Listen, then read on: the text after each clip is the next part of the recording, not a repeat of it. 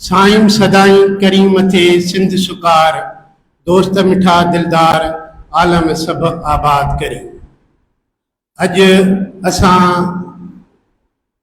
सिंधी अदबी संगत शाख सिंध यूनिवर्सिटी कॉलोनी के पारां असां पंहिंजे अॻूणे सेक्रेटरी मोहम्मद परियल राही चन्ना जी याद में एक नंढड़ो ये तकरीब करे रहा आहियूं ऐं तव्हां सभिनी आयल मेहमाननि खे मां दिल जे गहराइनि सां भलीकार चवां थो। असां हिन पंहिंजे प्रोग्राम खे स्टार्ट कंदे सभ खां पहिरीं मां लतीफ़ जा बेत चवण लाइ गुज़ारिश कंदुसि मोहतरम अयूब जुड़ेजे खे, त असांजो ही शाइर आहे, सिंधियत बि संगत जो मेंबर आहे। अयूब जुड़े जो लतीफ़ जा बेत अची पढ़नि। वाई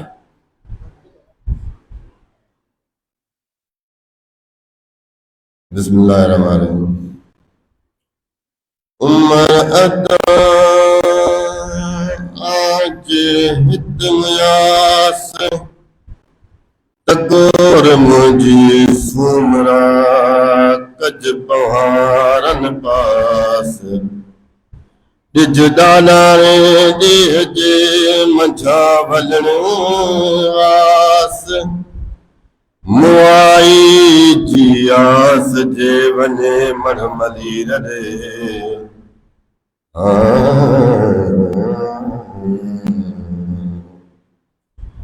खुल दखण वारी हीर मारो मुंजा मीर। खुल दखण वारी हीर मारो मुंजा मीर। आऊं हिते बंद में बंदियाणी आया। गुल दखण वारी हीर मारो मुंजा मीर। आऊं हिते बंद में बंदियाणी आया।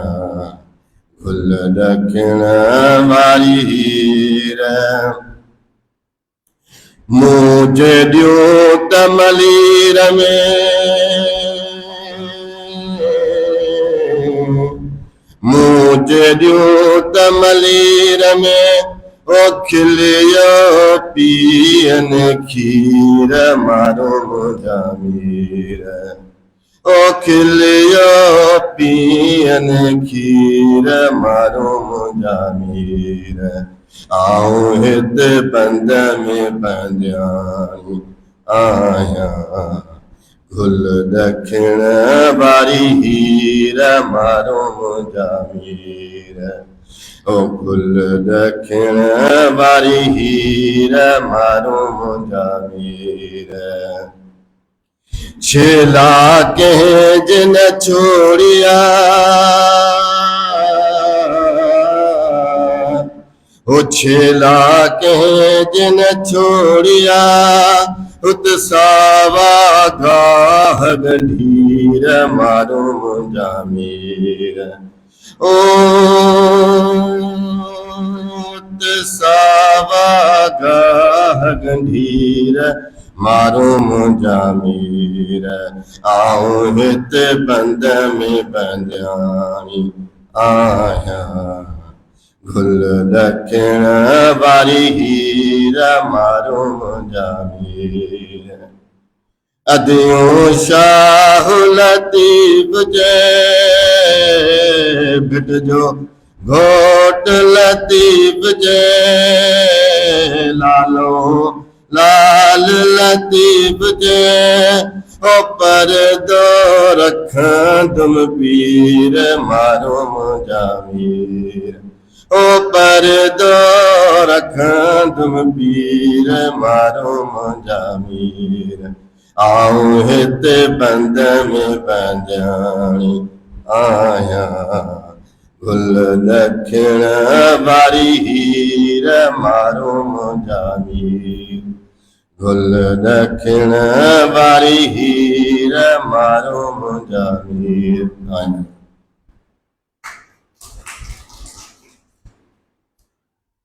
मेहरबानी। ऐं हाणे गुज़ारिश कंदुसि सिंध यूनिवर्सिटी कॉलोनी जी शाख सिंधी अदबी संगत जे सेक्रेटरी खे। असांजी सिंधी अदबी संगत जी शाख मुख़्तलिफ़ प्रोग्राम कंदी रही आहे ऐं हीअ बि उन्हनि जी हिकु कड़ी आहे। ऐं मां साईं फ़हीम नुनाई खे गुज़ारिश कंदुसि त पाण अची तव्हां सभिनी खे वेलकम कनि ऐं राही चन्ना ते कुझु मुख़्तसिर नोट पढ़नि। फ़हीम नुनाई साहब।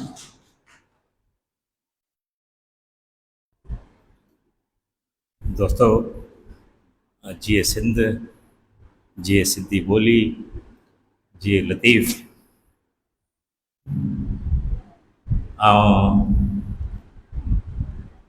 तव्हां सभिनी दोस्तनि जो तहे दिलि सां मशहूरु आहियां त सिंधी अदबी संगत जी गुज़ारिश ते तव्हां पंहिंजो क़ीमती टाइम कढी हिते आया आहियो। राही चन्ना क्लासलेस हिकिड़ो फ़र्द हो, हिकिड़ो इंसान हो, अहिड़ो अमुल इंसान जंहिं पंहिंजो अंदर जो ख्वाब, ख़्याल ऐं सोच ऐं हुन जा जेके उद्मा हुआ, मादर वतन सिंध ऐं सिंध खे उहो कीअं ॾिसणु चाहे पियो, उहे सभु शयूं पंहिंजी शाइरी में असां ताईं मुख़्तलिफ़ रिसालनि में छपियूं आहिनि। किताबनि जो खोड़ छपियो आहे, जेकॾहिं उनजो किताबु छपजणु घुरिजे हा पर असांजी सोसाइटी हिकिड़ी क्लास सोसाइटी आहे, उनमें वॾो जबरु इहो आहे त 100 लेयर्स में उन्हनि जेको ग़रीब तबिके जो माण्हू आहे, हेठि क्लास जो माण्हू आहे, उनखे कंहिं बि नमूने सां मथे उसर न उन वटि के वसीला ई हूंदा आहिनि त हू पंहिंजो लिखियलु कमु ऐं पोरियो पंहिंजी ज़िंदगी में छपाए सघे। दोस्त आया आहिनि, हिते पंहिंजो हमीद साहिबु आहे, सुमरो साहिबु, मोहम्मद शरीफ़ साहिबु आहे, वफ़ाक़ रहमानी, मुंहिंजो ॻोठ जा नाला हुननि जा खणा थो, सभिनि जा त कोन खणी सघंदासीं पर इन्हनि दोस्तनि खे गुफ़्तगू करिणो आहे इन डिटेल। ॿिया जेके दोस्त गुफ़्तगू कंदा ऐं ज़रूरु तव्हांखे उनजी ज़िंदगी जे बारे में ॿुधाईंदा। मूंखे सिर्फ़ु वेलकम जा ॿ लफ़्ज़ चवणा हुआ, भलीकार जा, ऐं ॿियो हिकिड़ो पंहिंजी दिलि हिकिड़ो मुख़्तसिर पैराग्राफ लिखियो आहे ऐं उनखां पोइ उनजी शाइरी जो 2 ग़ज़ल उन मां हिकिड़ो आहे पढ़ी ऐं जाइ वठंदुमि। जेकॾहिं तव्हां ध्यानु सां ॿुधंदा वेह तव्हांजी वॾी महिरबानी थींदी। चिणग मंझां राही चन्ना चए थो, चिणग मंझां ॾिस बंबट भड़किया, चिणग मंझां ॾिस बंबट भड़किया, कारी कारी राति खुटी, लाट मंझां थी लाट भरे, हू ॾिस भिट ते बाख पुठी। राही चन्ना जो जनम सिंध जो वियतनाम सम्झंदड़ ज़िला दादू में थियो। ॾात न पुछे ज़ात जो वहे सो लहे। हीउ इंसानु अहिड़ो ई हो जेको ॾात न पुछे ज़ात जो वहे सो लहे, पर हिकिड़े मरहले मां गुज़री असां ॾाढो शाइरी जी सूरत में निर्वार थियो। हुन जे अंदरि जी काइनात, हुन जा ख़ुफ़िया ख़्वाब, अंदरि जी दुनिया में ॻरंदड़ मच शोला शोला थी हुन जी ख़ूबसूरत शाइरी जे रूप में असां आरो आया। रूसी यगाने ॾाहे तकनेफ़ चयो आहे त ॿोली इंसान जी पहिरीं दाह आहे, पहिरीं पुकार आहे। राही चन्ना जी शाइरी जो उणत, जोड़ जक, रिधिम, बहर ऐं वज़न, ख़्यालनि जो संगम हिकु अहिड़ो ख़ूबसूरत वहंदड़ आबशार आहे जेको ॿुधंदड़नि खे सुरूर ऐं सोच जो सॾु ॾिए थो। मादर वतन सिंध जी हुब ऐं ज़िंदगी जा सभई रंग हू पंहिंजी शाइरी में चिटे थो। चए थो, मन अंदर भी भोरा भोरा, चांड्रोकी जी घाघर टुकड़ा, चंद्र भी टुकड़ा, माठ सितारा, रात रुनिया माँ का वसिया, लहर लहर सां छाती छेऊं छेऊं, लहर लहर सां छाती छेऊं, जल थल में जोत नकाई, माण्हू माण्हू पत्थर पत्थर, हीड़ा हीड़ा सिंध पड़ाडा पंहिंजा समूरा पांद पुसिल सरें जा पीला पीला पन छणिल ओसियड़ो ई ओसियड़ो निरासाई हायड़े ही तन्हाई हायड़े ही तन्हाई आसूं पंहिंजूं ॼण अंगास आसूं ॼण पंहिंजो अंगास पंहिंजा कौल विथिया बिनवास भाग जी बादी आहे यार पंहिंजो ॾींहुं बि राति उमास पंहिंजो ॾींहुं बि राति उमास वहशी हिन संसार में साईं माण्हू खाए माण्हू वास पल पल पंहिंजो चिंता चाहत पल पल पंहिंजो चिंता चाहत पंहिंजी सदाई आस निरास पंहिंजी सदाई आस निरास प्यार जा दुश्मन पापी आहिनि प्यार जा दुश्मन पापी आहिनि पंहिंजी राहुनि में राकास महिरबानी तव्हां सभिनी जी महिरबानी इहे सभु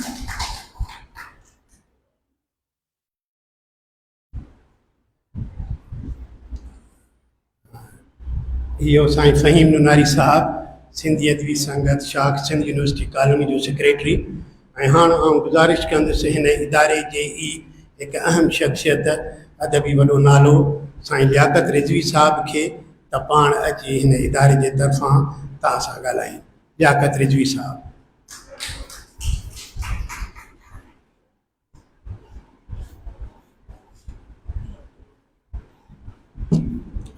हलो जॾां कर थियाम साञा सुपेरिन जी तॾां कर तिर जेतिरो वेल न विसरियाम अंदर रूह रहियाम सजण ओताकूं करे। दोस्तों अस्सलाम वालेकुम। हस्बे रवायत मां MH Panhwar institute of Sindh studies जे बिहाफ ते तव्हां सभिनी जो जा थोरा थो मञा जो तव्हां पंहिंजो हिकिड़ो क़ीमती वक़्तु कढी ऐं वर्किंग डे ते असां सां गॾु सिंधी अदबी संगत जे हिन फंक्शन में आयो। सिंधी अदबी संगत बि हुन रवायत खे खयो आहे जेका असांजो प्यारो डॉक्टर हमीद सूमरे विधी आहे त विसारियाम विसरनि जी हिकिड़ी सिलसिलो हो जंहिंमें असां सोचियो त कुझु अहिड़ा अदीब आहिनि जिन खे सिंधी अदब में घटि यादि कयो थो वञे या इग्नोर कयो वियो आहे। पोइ असां सोचियोसीं त जेकॾहिं रुगो इन ते हिकाटी या अजारादारी हैदराबाद रोशन ख़्याल फोरम जी छो हुजे, छो न ॿियूं बि जमायतुनि खे असां कन्वेंस कयूं त उहे बि अहिड़ा प्रोग्राम रखनि। प्यारे यूसुफ जोए साहब ऐं प्यारे फ़हीम नुनारी साहब या हामी भरी ऐं पोइ इन सजेशन सां डॉक्टर हमीद जे दफ़ा राही चन्ना साहब ते असां प्रोग्राम कयूं। राही चन्ना साहब सिंध जो तमामु सीनियर शाइर हो ऐं 80s 70s में हुनजो तमामु सुठो कंट्रीब्यूशन आहे। हुन जे शाइरीअ जो जेको स्टांस आहे जेको टोन आहे उहो मोस्टली वतन दोस्त ऐं मज़दूर दोस्त ऐं मज़लूमनि जे हक़ में हुन पंहिंजी शाइरी कई आहे। हाणे उन ते त रिसर्च करण जी ज़रूरत आहे त हुन जी फ़न में कहिड़ियूं ख़ूबियूं ऐं कहिड़ियूं ख़ामियूं आहिनि जेका न थी आहे छो त अनलब थी वियो आहे इहो विसारियो वियो आहे। अगेन अॼु वरी मां तव्हांजी इजाज़त सां तव्हां सां हिकिड़ो पुराणो हिकिड़ो शेर छपियो हो कंहिं ज़माने में महराण में असां एतिरी इज़त हुई मां तॾहिं नवां नवां अदब में हूंदा हुआसीं में त हर शइ खे असांखे माना वलोड़ण जो शौक़ु हूंदो हो। मूंखे उहो महराण जे किथां राति मिलियो आहे। मां तव्हां सां राही चन्ना जो पहिरीं त उहो शेर तव्हां सां शेयर करणु चाहियां थो अव्हां जी इजाज़त सां। हिन जो उनवान आहे भिट ते बाख। ही 1979 जे महराण जे पर्चे में छपियो हो साईं जो शेर। चिंग मझा ॾिस बंभट भड़किया लाट मझा ॿी लाट ॿरी पिरह पसण जे ओसीअड़े में खुलियल रखी मुंहुं दिल जी दरी कारी कारी रात खुटी हू ॾिस भिट तां बाख फुटी वेर मखां पोइ सूरज दाता कनी कढी किरणो किरणो गीत बणायो गीतनि खे संगीत मिलियो माग मिलियो मनमीत मिलियो। तव्हां सभिनी दोस्तनि जो लख थोरा जेके हिते असांजे अॼु असां सां हिन प्रोग्राम में शामिल आहिनि ऐं इन खां अॻु जो मां पंहिंजा ई 2 अखर थोरे जा पूरा कयां। मां चाहियां थो तव्हांजे ई अॻिए इजाज़त सां त साईं राही चन्ना खे शेख अयाज़ जो हिकिड़ो नज़्म आहे, कंहिं ज़माने में मूंखे ॾाढो वणंदो हो जॾहिं मां जवान हुउमि, हाणे बि वणे थो, ही मां हुनखे अर्पणु चाहियां थो। शेख अयाज़ जो सही नज़्म आहे, मौत सवा ॿियो कुझु बि न आहे, मौत सवा ॿियो कुझु बि न आहे, तो में मुंह में साॻो जिंदड़ी कचो धाॻो, पढ़णे खां पोइ मरणे ताईं, हिन धरतीअ ते धरणे ताईं, मूं वटि आ ओ जाॻो, तोखे निंड बि करणी आहे, निंड बि काई हरणी आहे, सुपने सुपने जातड़ अवतड़, भटकी भटकी वरणी आहे, रात बि कोई झरणो आहे, रात बि कोई झरणो आहे, जंहिंमें विझी सिज जी गागर, बाख फुटीअ खे भरणी आहे, ईअं हीअ उमिरि गुज़रणी आहे, साॻो साॻो ही ओ जाॻो, साॻो साॻो ही ओ जाॻो, वाॻू बणिजी वरणो आहे, बणिजी बख उन्हीअ जी मूंखे वादो पूरो करणो आहे, उनखे ॿूटी ॿूटी कोरे ॾियणी आहे, लिखणो आहे, जागी जागी सिखणो आहे, रात त कोई झरणो आहे, पर ही वाॻू वरणो आहे, ईअं ही वक़्तु गुज़रणो आहे, मुंहिंजी पीड़ा तूं छा ॼाणी, ओ तूं शाल जवानी माणी, मौत सवा ॿियो कुझु बि न आहे, तो में मुंह में साॻो जिंदड़ी कचो धाॻो। महिरबानी दोस्त।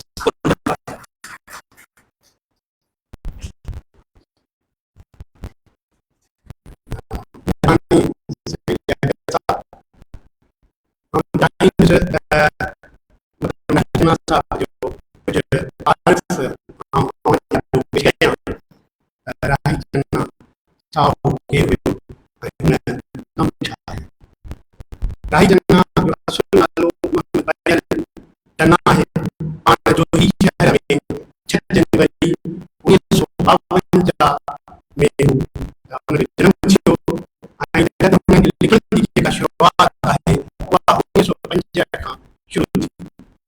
शायरी में हिनजो पहिरियों उस्ताद उतानी लोकल उस्ताद साईं अहमद खान मतलब शाहिद, ऐं हुनजा जेके वेदन मुस्लिम मां जाम छोकिरो आयो त हुनजे जेके वेझड़ा दोस्त रहिया या हम नसर रहिया, उनमें इमदाद हुसैनी, साईं ज़फ़र हसन, साईं बाद, सांड, मार्टिनो भुट्टो, संदसि वेझड़नि साथियुनि ऐं दोस्तनि मां इहे हुया जिन सां हू वक़्तु गुज़ारींदो हुयो, ऐं उन वक़्त में ई सिंधी अदबी संघ जो शाह मेंबर थियो, ऐं पोइ ॿ दफ़ा ई सेक्रेटरी चूंडियो वियो। ऐं हिते ॿिन्ही शाख जा असां ख़ुशि थी वियूं त अॻूणा 2 सेक्रेटरी हिते मौजूदु आहिनि।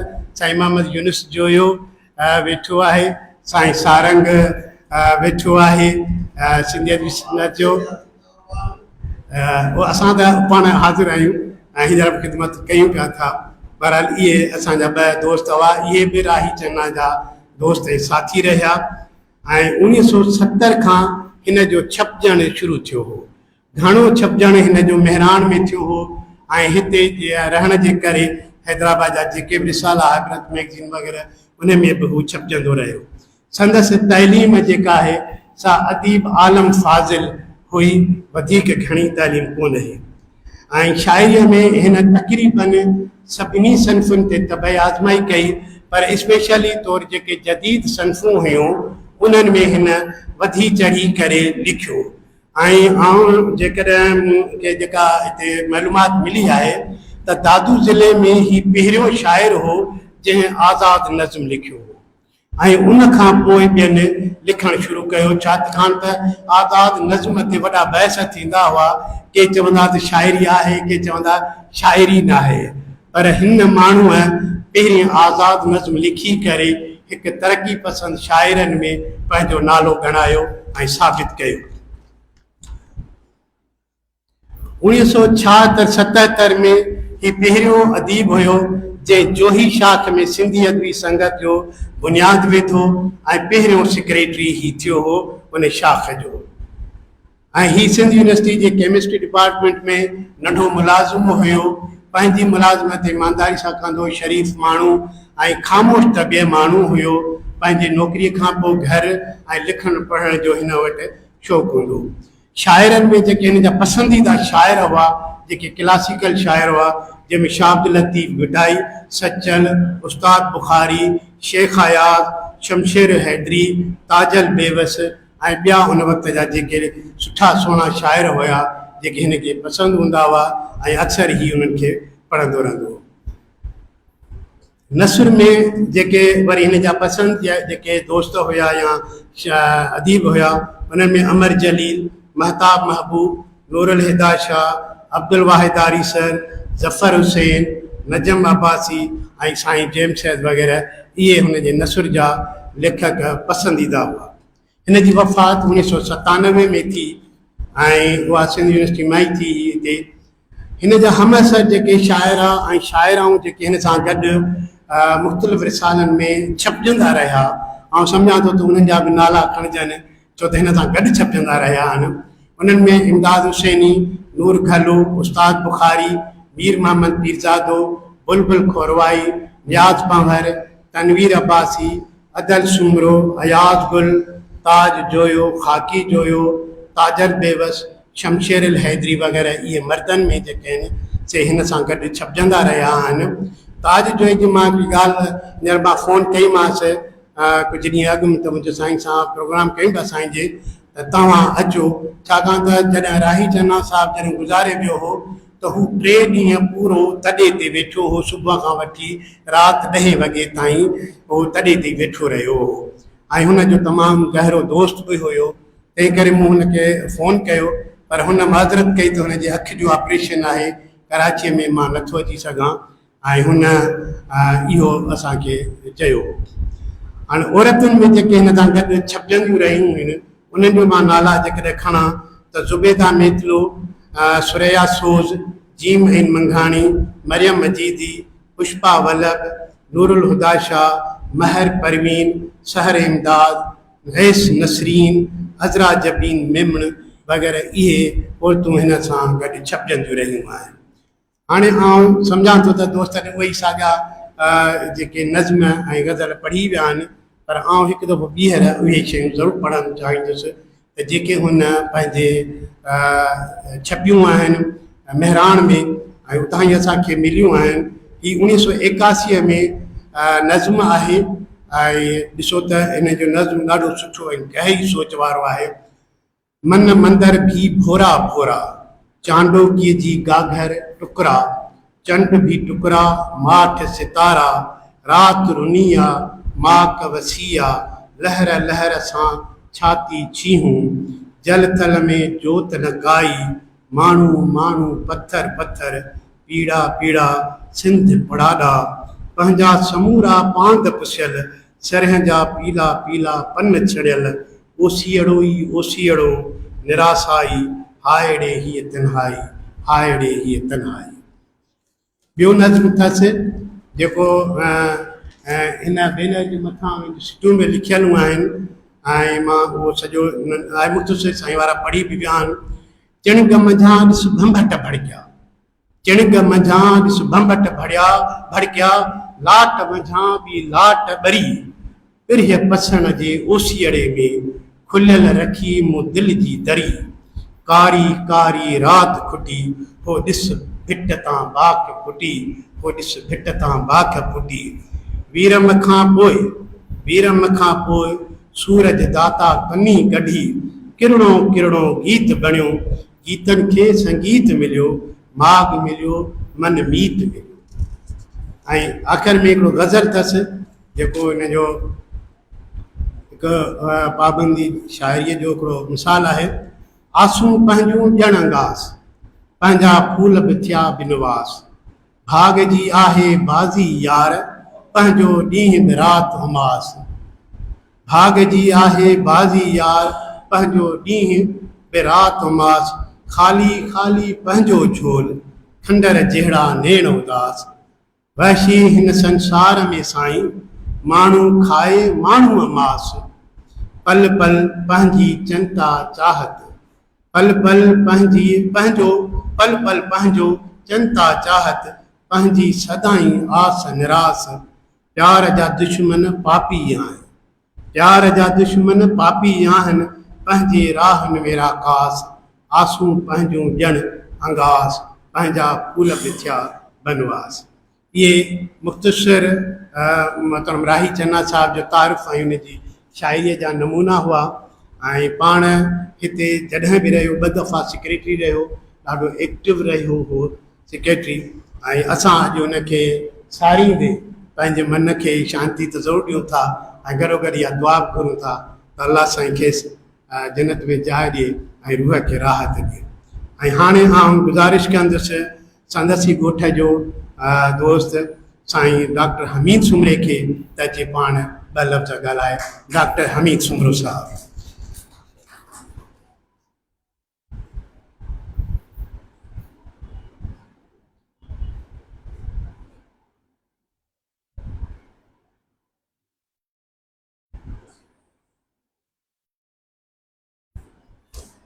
महिरबानी मोहम्मद यूसुफ।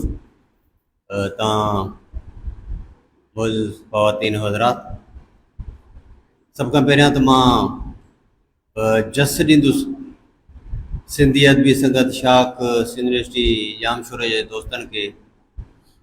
साईं फ़हीम नूनारी साहब जेको सेक्रेटरी पायो हुनजो, ऐं यूसुफ जोयो साहब जिन असांजे जोही जे हिकिड़े विसरियल माण्हू खे यादि कयो आहे ऐं अहिड़ी नंढड़ी ख़ूबसूरत तक़रीब सजाई आहे हुनजी यादि में। असल में ॻाल्हि कुझु ईअं थी त हिते असां हिकिड़ो जीअं साईं ॻाल्हि कई लियाकत रिज़वी साहब, जॾहिं विसारे न विसरण सिलसिले में 2-3 प्रोग्राम कराया। त हिकिड़ो प्रोग्राम असां साईं बज़रिंद जो करायो, जेको जोई जो हिते ई करायोसीं ग़ालिबन 28 फरवरी ते।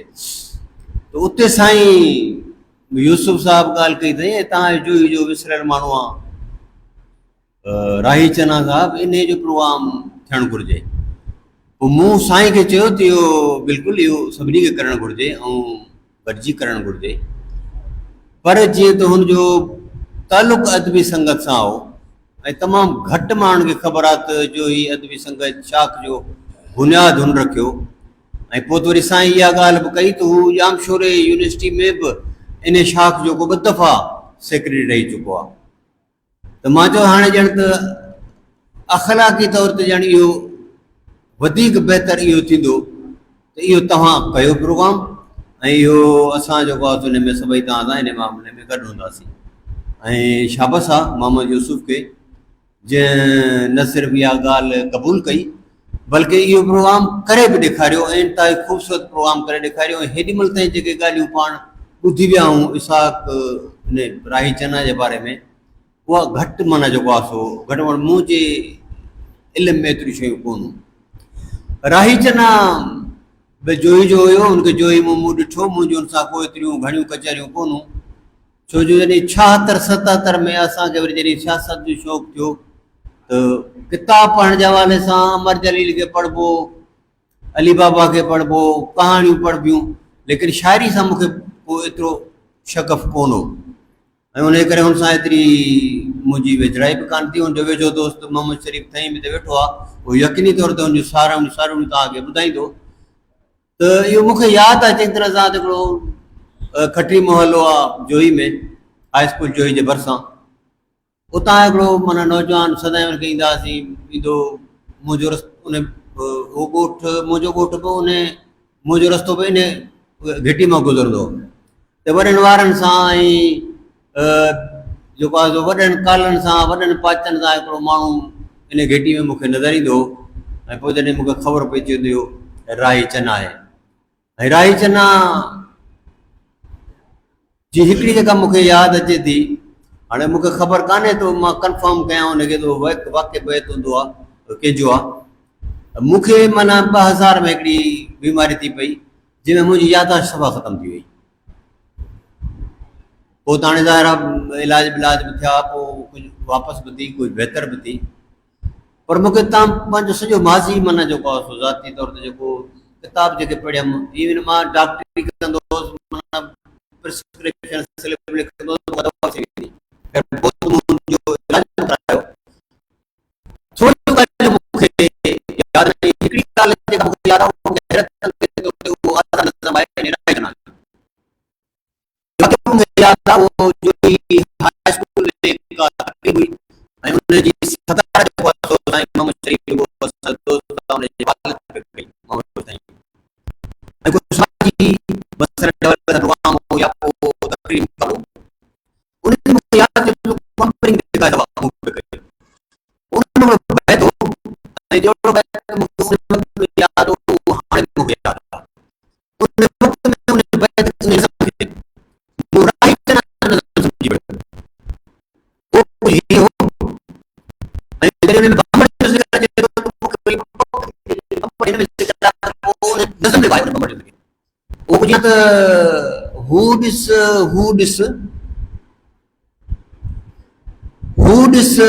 ॾिस बाट वाट ते, हू ॾिस बाट वाट ते,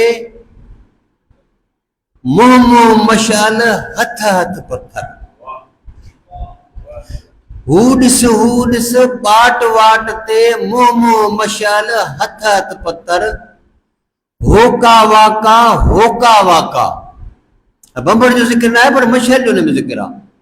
हू ॾिस बाट वाट ते, मुंहुं मुंहुं मशाल हथ हथ पत्थर, होका वाका, मशाल मां बि मशाल ॿारियूं, सूरज खे रस्तो ॾेखारियूं।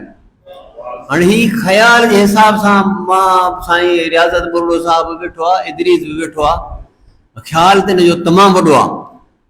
ऐं उन वक़्त में इहो माना पढ़ियो हुयो मां राही चना जे नाले सां, ऐं हिते दोस्त वेठा आहिनि, हिन जी कंफर्मेशन बि थींदी, ऐं मोहम्मद यूसुफ वारा वेठा आहिनि। मां वधीक जेको आहे सो तव्हांजो टाइम कोन वठंदुसि, कोशिशि कंदुसि तिन खे वेझो मोहम्मद शरीफ रहियो आहे, वफ़ा रहमानी बि माना हुनखे वेझे खां ॾिठो आहे त उन ते ॻाल्हाइनि।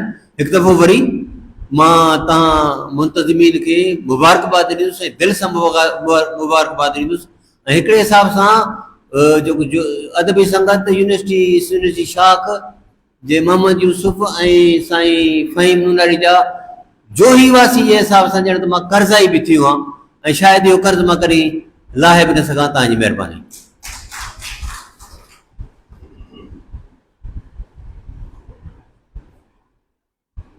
महिरबानी हमीद साहब, को कर्ज़ न आहे, इहो असांजो फ़र्ज़ु हो।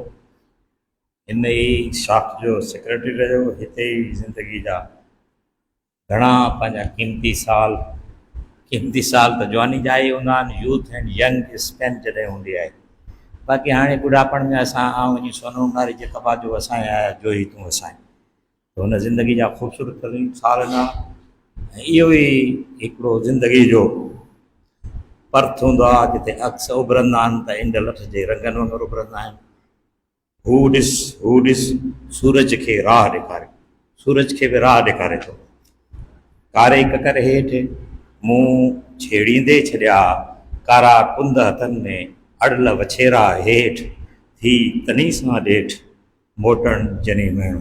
ही अहिड़ा ई माण्हू आहे, किरदार ऐं गुफ़्तार ऐं पंहिंजी शाइरी में राही चंदा जहिड़ा।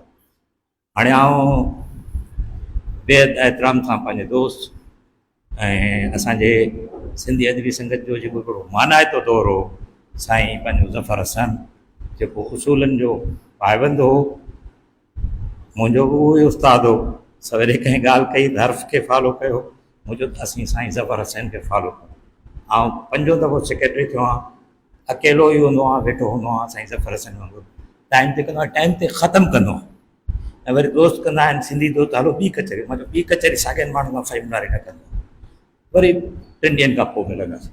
असांजो जेके बि अदबी महफ़िलूं आहिनि उहे पंहिंजे टाइम ते थींदियूं आहिनि, टाइम ते ख़तमु थींदियूं आहिनि।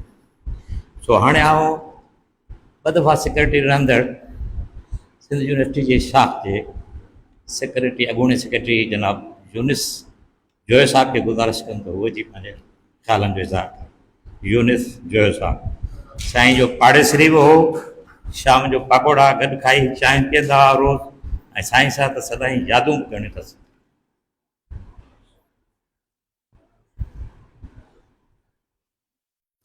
अस्सलाम वालेकुम सिंध वासियो, सिंध जी धरतीअ जा धणियो। अर्ज़ु इहो त जॾहिं मां हितां लंघंदो आहियां पेरनि ते ॿ लफ़्ज़ हिन इंस्टीट्यूट लाइ, त MH पंवर जॾहिं मुंहिंजे ज़िंदगी में जॾहिं मां हितां लंघंदो आहियां त मूंखे मोहम्मद इब्राहिम जोयो ज़रूरु यादि ईंदो आहे। छो जो साईं जन साईं MH पंवर जोए साहिब जा तमामु वेझा दोस्त रहिया ऐं असांजी जीजी जेका साईं जन जी घरवारी हुई अंग्रेज़, उहा बि साईं सां शाना बेशाना हूंदी हुई। त तव्हां सच पुछो त जॾहिं बि मां हितां लंघंदो आहियां त साईं जोयो साहिबु बि ईंदो आहे यादि ऐं MH पंवर ऐं हुनजी घरवारी यादि ईंदी आहे। इन हवाले सां असां अचूं था जोहीअ वासी साईं राही चन्ना साहिब सां। त हिकिड़ो तमामु नंढड़ो माण्हू उते ई ॼाओ, उते ई पलियो, उते ई हुन पंहिंजी ग्रोथ कई ऐं उते हिकिड़ो साईं फ़हीम साहिब सां बि ॻाल्हि इहा थी हुई, हिन खे साईं उबैदुल्लाह अब्बासी साहिबु वठी आयो। चवण में को बि शर्म न आहे त हीउ तमामु हिकिड़ो नंढड़ो मिसकीन माण्हू, मज़दूर माण्हू ऐं मोचको धंधो कंदो हो ऐं उन मोचीअ जे धंधे तां जेको बाज़ार में वेही मोचको धंधो कंदो, उतां वठी हिते अची हुन साईं उबैदुल्लाह अब्बासी साहिबु पंहिंजे केमेसीअ में हिनखे प्यान करे रखियो। हिते जॾहिं हू पाण आयो त माना घटि माण्हुनि खे तमामु इहा ख़बर हूंदी त मोहम्मद परियल को एॾो वॾो शाइर आहे जंहिंजो तख़लुस राही चन्ना आहे। उन खे निखावर करण लाइ साईं ज़फ़र हसन हूंदो हो पेरंदे ऐं अहिड़े तरीक़े सां माचीनो वठो हो। हिते ॿी ॻाल्हि बि मां तव्हांखे थोरी हिकिड़ी यादि ॾियां त डॉक्टर परवेज़ पठान उहे हिन जे टीम जा हूंदा हुआ, नियाज़ पंवर हूंदो हो या ॿिया खोड़ सारा दोस्त जिन सां ई शाना बेशाना रहियो ऐं अदबी संगत में ईअं छांइजी वियो। तव्हां यकीन कयो जो सभिनी खे तव्हां साइड करे साईं ज़फ़र सां हिन खे अवजत ॾियणु लॻो ऐं उन सां गॾु हिन जेका शाइरी कई आहे निज इनकलाबी शाइरी कई आहे ऐं धरतीअ ते कई अथसि ऐं धरतीअ जे माण्हुनि जे लाइ कई अथसि। ऐं अहिड़े ई तरीक़े सां साईं राही चन्ना साहिबु तमामु थोरे ई अरसे में हिकिड़ी वॾी ग्रोथ कई, सिंधियुनि थी प्रोफेसरनि ताईं, डॉक्टरनि ताईं, लम्स ताईं, महरान यूनिवर्सिटी जा जेके प्रोफेसर जेके बाज़ोक जेके अदब दोस्त हुआ उन्हनि सां हुआ। साईं लियाकत रूबीअ खे बि ख़बर हूंदी, असांजो दोस्त हो हिकिड़ो मरहूम इरफ़ान महदी, उन बि असांजे हिन जे कार्य में अटेंड कयो हो। उहो मुंहिंजो हिकिड़ो पर्सनल सुठो दोस्त बि रहियो हो इरफ़ान महदी, शायदि साईं लियाकत रूबीअ खे ख़बर बि हुजे।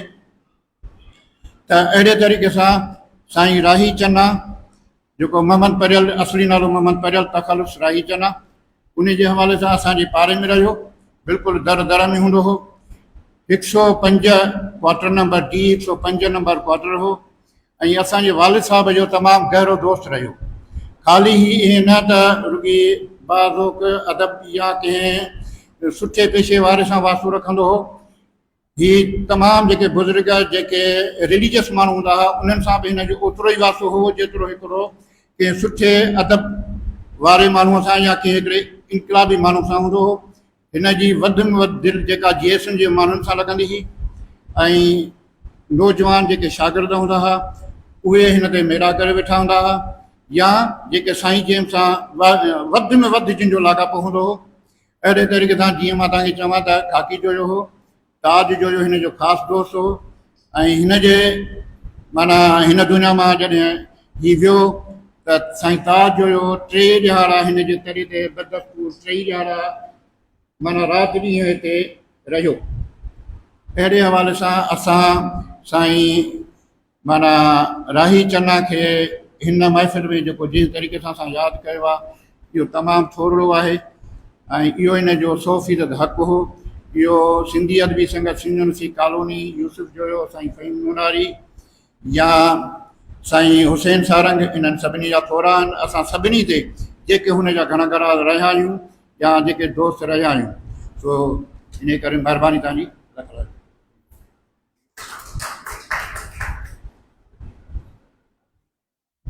असीं पंहिंजे प्रोग्राम में वफ़ा रमाणी साईं प्रोफेसर भाई ख़ान शर साहिबु अडोत्राती साहब, प्रोफेसर प्यारो खान सारण, प्रोफेसर इदरुस जतोई साहब, साईं अयूब जोणजो साहब, रियाज़त साहब ऐं ॿियनि दोस्तनि खे भलीकार चऊं था। सोभूं सिर घुरन सिररी सोभ न सिपजे, शोभ बराबर सिसियूं तोरियां तान तुरन, जे हीअड़े मंझि हुरन से मुल मांगा सुपरी।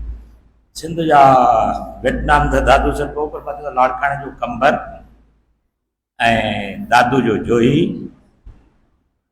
ऐं सिंध जो मोरो ऐं सिंध जे इन शहरनि बबरलो जो त पड़ाको वॾो आहे चवनि था एमआरडी खां ऐं वॾी यूनिट खां, पर एमआरडी मूवमेंट में इन वॾी जदोजहद में जोही जे दोस्तनि जो वॾो किरदारु आहे। ट्राइक आहे, ख़ादिम अथई, शरीफ़ अथई, मंदूर अथई, हमीद बि आहे, इहे सभु दोस्त उतां जा आहिनि। उन्हनि जी वॾो हिकिड़ो कमु आहे, असां वटि दोस्त मौजूदु आहे मोहम्मद शरीफ़ अथई साहबु, तो उनखे गुज़ारिश कंदुमि त अची पंहिंजे ख़्यालनि जो इज़हार कयो। साईं मोहम्मद शरीफ़ अथई साहबु।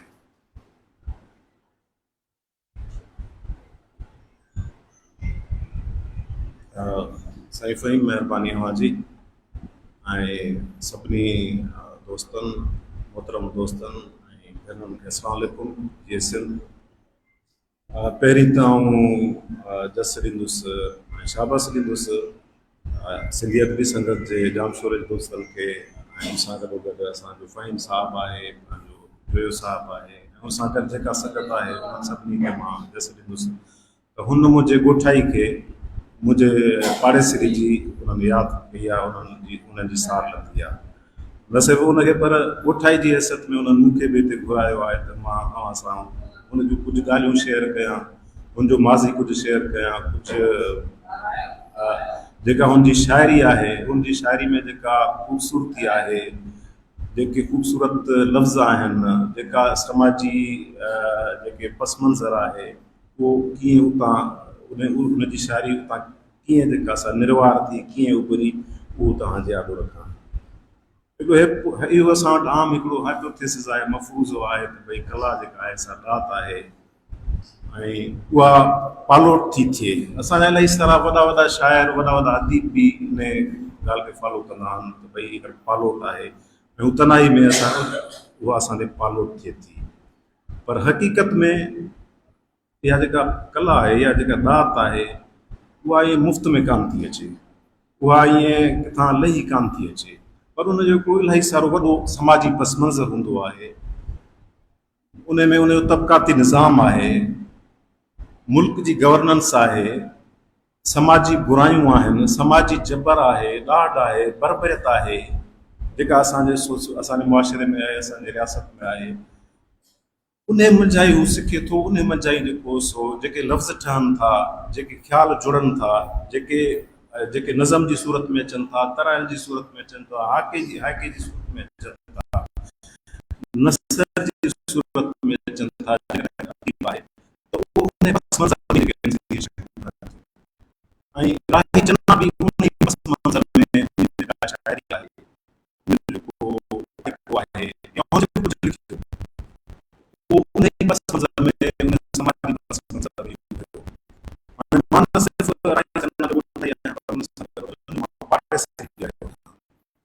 असां जो पाड़ो ऐं सूरनि जो पाड़ो आहे, मां जो फोटोग्राफी समाजी ऐं सियासी पस मंज़र असांजो पाड़ो ऐं जो सूरनि जो पाड़ो जो हाणे इहा 1970 ऐं 80 जी कथा आहे त साम्हूं जे पाड़े जे साम्हूं जेको सम्राट संधि जेका सम्राट संधि तलाउ हूंदो, उन तलाउ खे बहितरीन सुठी तरह सां बाउंड्री वाल हूंदी हुई ऐं उन तलाउ मंझि मुख़्तलिफ़ उन वक़्त जे दौर जूं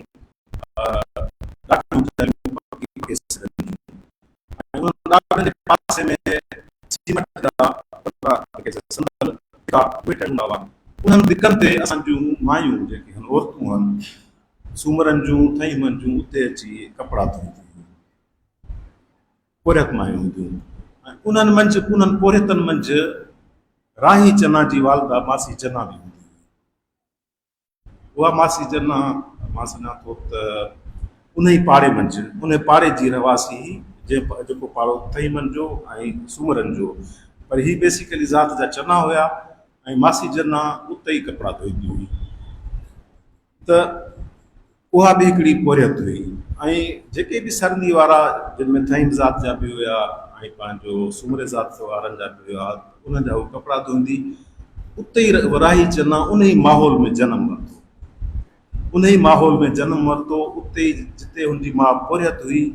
पोरियत जा कहिड़ा मसइला आहिनि, पोरियत जा कहिड़ा मुआशी प्रॉब्लम थियनि थिया त थियनि, उन ई जेको सो माहौल मंझि राही चना जेको सो जनम वरितो। हुनजो पस मंज़र जेको मां समाजी जेको पस मंज़र घरू पस मंज़र इहो माना उन ई जेको सो माहौल मंझि हुन जनम वरितो। मासी जना जेका हिनजी वालदा हुई, उहा न सिर्फ़ु कपिड़ा धोईंदी हुई, उन मंझां पंहिंजे घर जो पंहिंजे ख़ानदान जो, हुनखे 2 पुट हुया, राही चना हो मोहम्मद परियल ऐं ॿियो मोहम्मद हाशिम नाले सां हो। हुनखे 2 पुट हुया, उन्हनि जो सॼो जेको सो ख़र्च पको तालीम जो या जेको कुझु ज़रूरत हूंदियूं उहा पूरियूं कंदी हुई।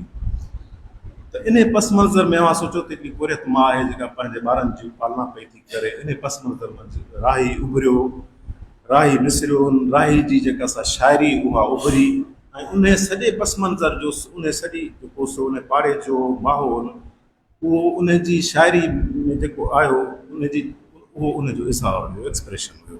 जेकॾहिं हुन आज़ाद निज़म लिखिया, जेकॾहिं हुन मोहबत जी शाइरी कई, उन में जेके लफ़्ज़ जेके ख़ूबसूरत हुन इस्तेमालु कया, जेकॾहिं समाजी बुराइनि जी हुन कासी कई, त उन तबक़ाती समाज जो सॼो अक्स उन जी शाइरी में हुयो।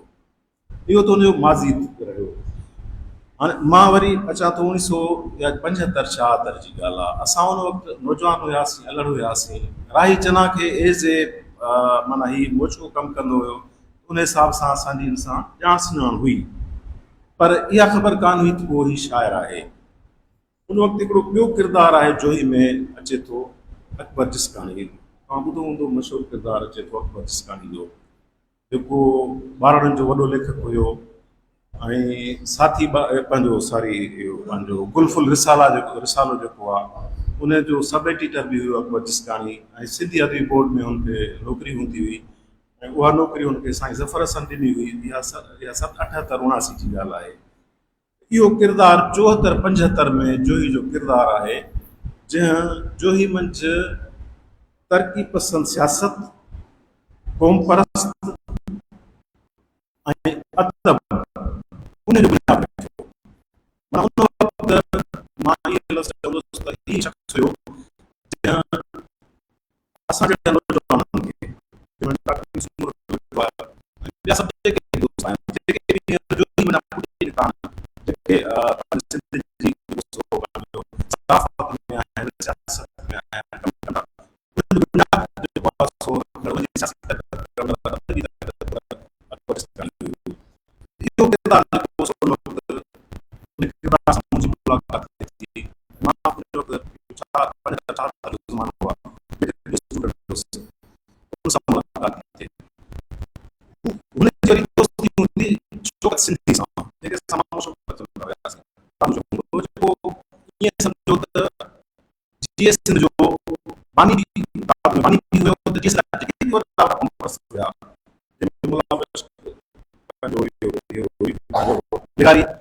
बिहारी साहब या जेके बि परस्त हुया, सभु उते ईंदा हुया ऐं उहे हुनजा शागिर्द ई हुया। त अकबर जिसकानी जी वरी हुन सां जेको सो दोस्ती हूंदी हुई। मां इहो इन करे थो ॿुधायां त उन खां पोइ असांजी राही चना सां मुलाक़ात कीअं थी थिए, त उन जी उन सां दोस्ती हूंदी। उहो बि अकबर जिसकानी जी उन्हनि सां जो दोस्ती थी, जेको कुझु हुनखे ॼाण मिली, जेका हू तरबियत खणी आयो, जेको कुझु लिटरेचर खणी आयो, जेको कुझु अदब खणी आयो, उहो हुन असांखे शिफ्ट कयो। इहो माना 75-76 जी ॻाल्हि मां थो कयां। त उन वक़्तु जोही मंझि असांजा माना काफ़ी अहिड़ा दोस्त हुया, काफ़ी ॼाण सुञाण वारा हुया, जेके पंहिंजो शाइरी बि कंदा हुया, लिखंदा बि हुया। उन मंझि हिकिड़ो मोहम्मद बख्श थईम हुयो, ॿियो गुलाम कादिर सुमरो, जंहिंखे असां वरी मज़ाक में पाण में जॾहिं वेंदा हुआसीं घोची बि चवंदा हुआसीं, उहो हुयो। ॿिया कुझु दोस्त हुया जेके शाइरी बि कंदा हुया, लिखंदा बि हुया, पर इहो जेको ग्रोह हुयो इहो ॿाहिरि वज़न इन्हनि जे चकर में लिखंदो हुयो। ऐं हेॾां असांजो राही चन्ना बि हुयो, अकबर जिसकाणी बि हुयो। अकबर जिसकाणी अक्सर करे जेके जोही जा किरदार हुया, पुराणा किरदार, उन्हनि ते लिखंदो हुयो। ऐं हिन वटि जॻह हूंदी, उते जेके बि रिसाला ईंदा, जंहिंमें मेहरान थियो, अॻिते कदम, पैगाम, सुहिणी, इहे सभई रिसाला उते ईंदा हुया। असां बि वेंदा हुआसीं त असां बि उहो लिटरेचर पढ़ंदा हुआसीं। त उन वक़्तु असांजो राही चन्ना सां वास्तो थियो। इहा 76 ऐं 75 जी ॻाल्हि आहे। उन वक़्तु असांजो राही चन्ना सां वास्तो थियो। उन वक़्तु असां हिन जे नज़मनि खे बि ॿुधणु शुरू कयो। उन वक़्तु असां जेको सो हीउ जेको कुझु लिखी मुलाक़ात में ईंदो, मुलाक़ात जॾहिं बि थींदी असांखे कुझु न कुझु ख़ूबसूरत शइ ॿुधाईंदो हो। उन मंझि जीअं मां तव्हांखे पस मंज़र में ॿुधायुसि, उहे सभु शयूं हूंदियूं हुयूं, जंहिं मंझि रोमांस जो बि जेको सो असरु हूंदो हो। समाजी जेके उते मसइला हूंदा, तबक़ाती जेके मसइला हूंदा, उहे सभई उन जे लिखण में हुया। उन वक़्तु असांजो हिन सां वास्तो थियो। उन खां पोइ अकबर जिसकाणी ऐं राही चन्ना, मां बि उन्हनि सां गॾु हुअसि। सोचियोसीं त भई हाणे असां हिते जेको सो अदबी संगत बि जेको सो ठाहियूं, सिंधी अदबी संगत। छो जो हुन जा यूनिट सॼी सिंध में आहिनि, जोही में को बि यूनिट कोन्हे। सो इहो 1977 जी ॻाल्हि आहे त असां जेको सो हुते अदबी संगत यूनिट खोलियो, जंहिंमें राही चन्ना जेको सो सेक्रेटरी थियो ऐं जॉइंट सेक्रेटरी अकबर जिसकाणी थियो। मां उन में जेको सो ख़ज़ानची थियुसि। असांजो वफ़ा बि हुयो। उहो 2 माण्हू आहिनि, मूंखे यादि नथो पए। हिकिड़ो वफ़ा आहे, ॿियो अथई मां ग़ुलाम रसूल। पोइ इन्हनि माना प्रेस सेक्रेटरी केरु थियो इहा मूंखे यादि कान्हे, पर इन्हनि माना को शायदि प्रेस सेक्रेटरी थियो हुजे। ऐं ॿिया जेके वर्किंग कमेटी जा मेंबर हुआ, उन में सिकंदर सिरवाण सूमरो, जेको हींअर कराची जे रेडियो ते जेको सो उते कमु थो करे, उहो हुयो। 1977 में असां उनजो सिंधी अदबी संगत जो उते बुनियादु रखियो। काफ़ी वक़्तु ताईं असां जेको सो उन अदबी संगत खे हलाईंदा रहियासीं। ऐं उन में अदबी संगत में ॾिसो न, असां वटि अदबी संगत में इहो आहे त भई जेको कुझु केरु खणी थो अचे पंहिंजो मवाद, उहो उते पढ़ी ॿुधाए थो, त उहा प्रॉपर्टी ॼण कोन थिए थी अदबी संगत जी। इहो आहे या कोन्हे, पर कंहिं ज़माने में इहा शइ थींदी हुई, हाणे आहे या कोन्हे, उहो उते जमा कराईंदो पंहिंजो। पर उन वक़्तु असां बि जेके अलड़ हुयासीं, सभई नौजवान हुयासीं, इहा असांखे ख़बर कान हुई। पर जेके बि राही चन्ना जेके बि शयूं खणी ईंदो हो, उहे असांखे ॿुधाईंदो हो। उन में ख़ुशूसन मां ॾिठो त मूंखे जेके शयूं यादि अचनि थियूं, आज़ाद नज़म ते हुनजो घणो फोकस हूंदो हो। आज़ाद नज़म घणो करे, हू आज़ाद नज़म घणो करे जेको सो उन ते घणो हुनजो पंहिंजो फोकस हूंदो हो। ऐं हिन जा जेके लफ़्ज़ हुया ॾाढा ख़ूबसूरत हूंदा, ॾाढा असराइता हूंदा हुया। उन वक़्तु असां अदबी संगत खोली, त उन वक़्तु साईं असांजो अहमद ख़ान मदोश, तमामु वॾो शाइर असांजो जोही जो, सिंध जो, दादू ज़िले जो, उहो बि उन वक़्तु हूंदो हो। पर थोरो असांजो फ़र्क़ु इहो हूंदो हो जो साईं वारा जेके हूंदा हुया, फैज़ बख्शापुरी वारे में जेको मकतब फ़िक्र सां वाबस्ता हुया। इन करे हुनजो असां सां तालुक़ु हूंदो हो, पर नज़रियाती तौर ते असां खां हू थोरो पासीरो गिरंदो हो। उन वक़्तु माना पर हुयो बहितरीनु शाइर। ख़ासि तौर ते मां त जॾहिं बि हुनखे ॾिठो, ख़ासि तौर ते जंहिं बि फंक्शन में हूंदो हो या कंहिं बि गैदरिंग में, उहो स्टेज जो वॾो शाइर हूंदो हो। जंहिं वक़्तु स्टेज ते ॻाल्हाईंदो हो, पंहिंजी शाइरी ॿुधाईंदो हो, त हिकिड़ो सैरदारी थींदो हो। आवाज़ में एॾी अंदरि हूंदी हुई, ईअं ललकार बि हूंदी हुई। पर जॾहिं राही चन्ना जेके बि असांखे आज़ाद नज़म ॿुधाया, असांजे इन सोसाइटी जा हुया, समाज जा हुया, जेके असांजे माशरे में जेके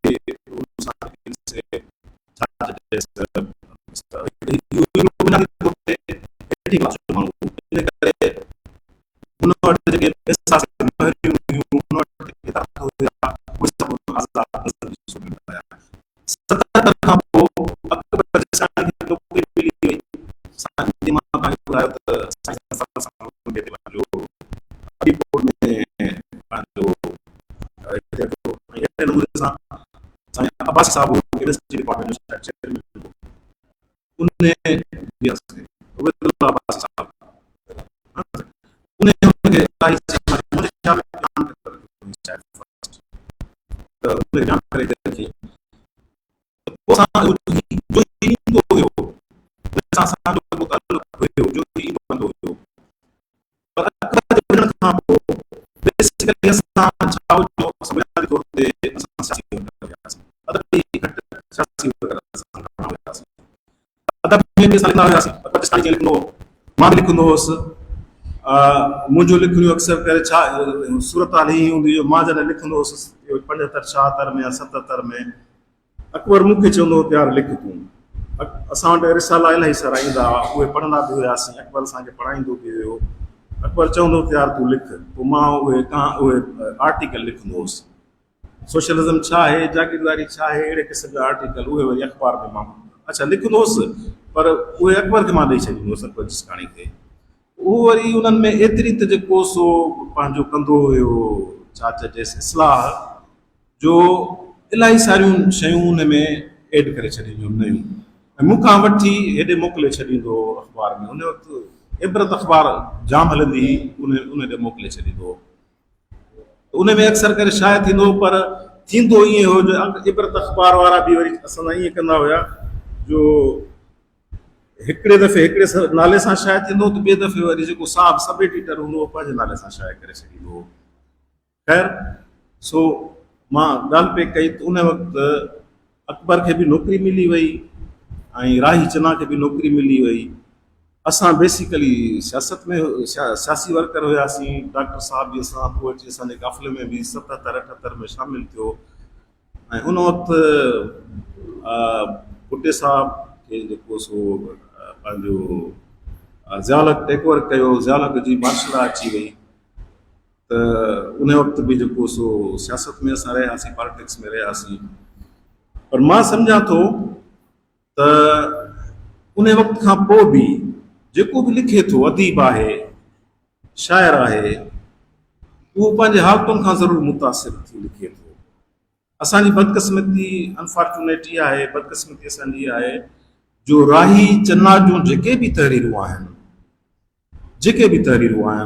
उहे असांखे स्केटर्ड आहिनि माना कंहिं जेके से असांखे मिलनि कोन थियूं ॼण तव्हां 70 खां वठी जेकॾहिं मेहरान खे वठंदो न मेहरान जो मां रेगुलर जेको सो रीडर बि हुयुसि त मेहरान मां रेगुलर घुराईंदो बि हुयुसि माना 74 75 खां वठी मां मेहरान घुराईंदो हुयुसि त उन में राही चन्ना जूं तव्हांखे इलाही सारियूं जेके आहिनि से शाइरी मिली वेंदी थोरो जेकॾहिं असां खोज कयूं थोरो सर्च कयूं त असांजा एॾा जेके आहिनि से वॾा शाइर जिन तमामु ख़ूबसूरत लिखियो समाज ते लिखियो तबक़ाती निज़ाम ते लिखियो बरबरियत ते लिखियो हुकूमत जे ख़िलाफ़ु लिखियो स्टेट जी जेका जेका इस्तसाल आहे क़ौमुनि जो उन्हनि ते लिखियो राही चन्ना बि उन्हनि मां जा हिकु हो पर बदकिस्मती सां अनफॉर्चुनेटली असां उन्हनि शयुनि खे जेको सो उहो उनखे सहेड़े न सघिया आहियूं तारीख़ में ॾिसंदो त खोड़ सारा जेके आहिनि से पंहिंजो अदीब आहिनि लेखक आहिनि जिन जे वफ़ात खां पोइ उन्हनि जा दोस्त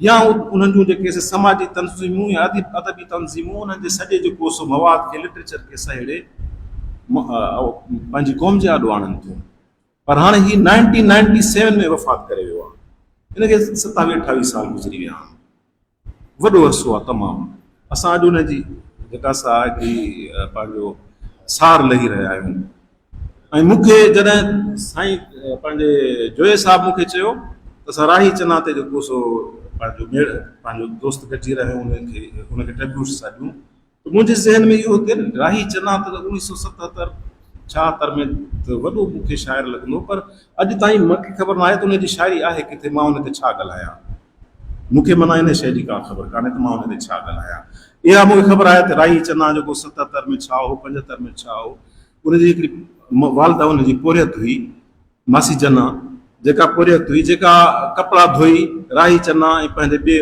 जेको ख़ानदान जो गुज़र सफ़र कंदी हुई ऐं राही चन्ना मोची जो कमु कंदो पोइ हुनखे नौकिरी मिली मूंखे इहा ख़बर आहे ऐं जेके असांजूं हुन सां गॾिजाणियूं थियूं 1977 78 ताईं इहा मूंखे ख़बर आहे त हू आज़ादु नज़म जेको सो पंहिंजो आज़ादु नज़म तमामु ख़ूबसूरत नमूने सां असांखे ॿुधाईंदो हुयो ऐं पर छा कजे वॾा वॾा जेके शाइर आहिनि उन्हनि जा ॾींहं मल्हाइजनि था, उन्हनि जूं जेके किताब सेड़जी विया आहिनि उन्हनि ते हर साल जेके आहिनि से मेला लॻनि था।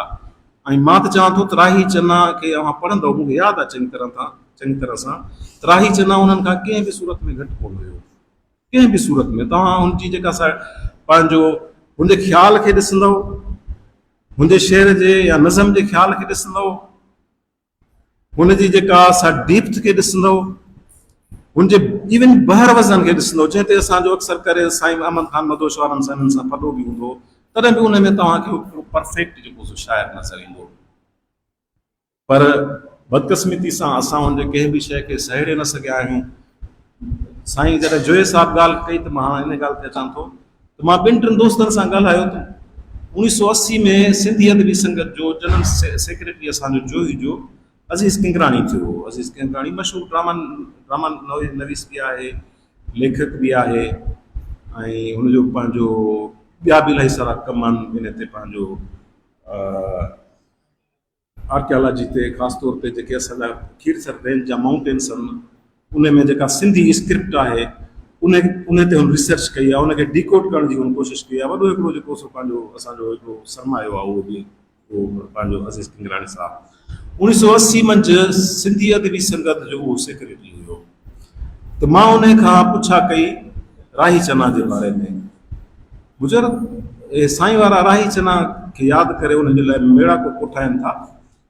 आख़िरकार तो वटि का अहिड़ी शइ आहे छो जो 1980 खां पोइ सॼी अदबी संगत उन पे हलाई। मुंहिंजो मतां थी सघे थो अदबी संगत जो हिकिड़ो पंहिंजो इहो रवाजु आहे त जेको उनखे मवाद मिलंदो, जेका शइ पढ़ी थी वञे उहा उते जमा कराई वेंदी आहे। मतां अहिड़ो को हुजे जिन असां वटि का शइ कान्हे। पर हुन हिकिड़ी ॿ ॻाल्हि कई त राही चन्ना मूंखे 95-96 में ॿुधायो त कुझु दोस्तनि खे मां पंहिंजो मवाद ॾिनो हो शाये कराइण जे लाइ, उनजा हुन नाला बि खयां। त उन्हनि दोस्तनि खे मां मवाद ॾिनो हो शाये कराइण जे लाइ, पर उहे शायदि न कराए सघिया। हाणे अव्हां अदीबनि जो, अव्हां दोस्तनि जो फ़र्ज़ु आहे जेकॾहिं उनखे यादि कयो था त उनजी एॾी ख़ूबसूरत शाइरी आहे, उनजो एॾो सारो मवाद पियो आहे थियो बहितरीनु, उनखे अव्हां गॾु कयो, उनखे सहेड़ियो, उनखे शाये करायो। इहो हिकिड़ो क़ौमी तव्हांजो जेको सो फ़र्ज़ु बि आहे। ऐं राही चन्ना जेको तव्हांजे अदबी संगत जो जामशोर जो 2 दफ़ा सेक्रेटरी थी रहियो आहे, उनखे बि हिकिड़ी ट्रिब्यूट थी वेंदी, उनजो बि हिकिड़ो अज़ाबो थी वेंदो। तव्हांजी महिरबानी, तव्हां मूंखे ॿुधो, इलाही सारो टाइम बि मां वठी वियुसि, खोड़ सारियूं अञा ॻाल्हियूं, पर इन करे मुनासिबु कोन थो लॻे। अलाह ताला सभिनी ख़ुशि रखे, महिरबानी। थैंक यू शरीफ साहब। हाँ भलीकार चवां तो प्रोफेसर राशिद नेमत साहब से, रियाज इरशाद अहमद चांडियो, सजादुर रहमान ऐं नवीद मुल्ला। तती थदी काय नाहे वेल वेहण जी, मता थे हूंदा एर न लही किरी जो। हाणे आउं गुज़ारिश कंदुमि वफ़ा बिरमाणी साहब खे तो जी पंहिंजे ख़्यालनि जो इज़हार। वफ़ा बिरमाणी साहब।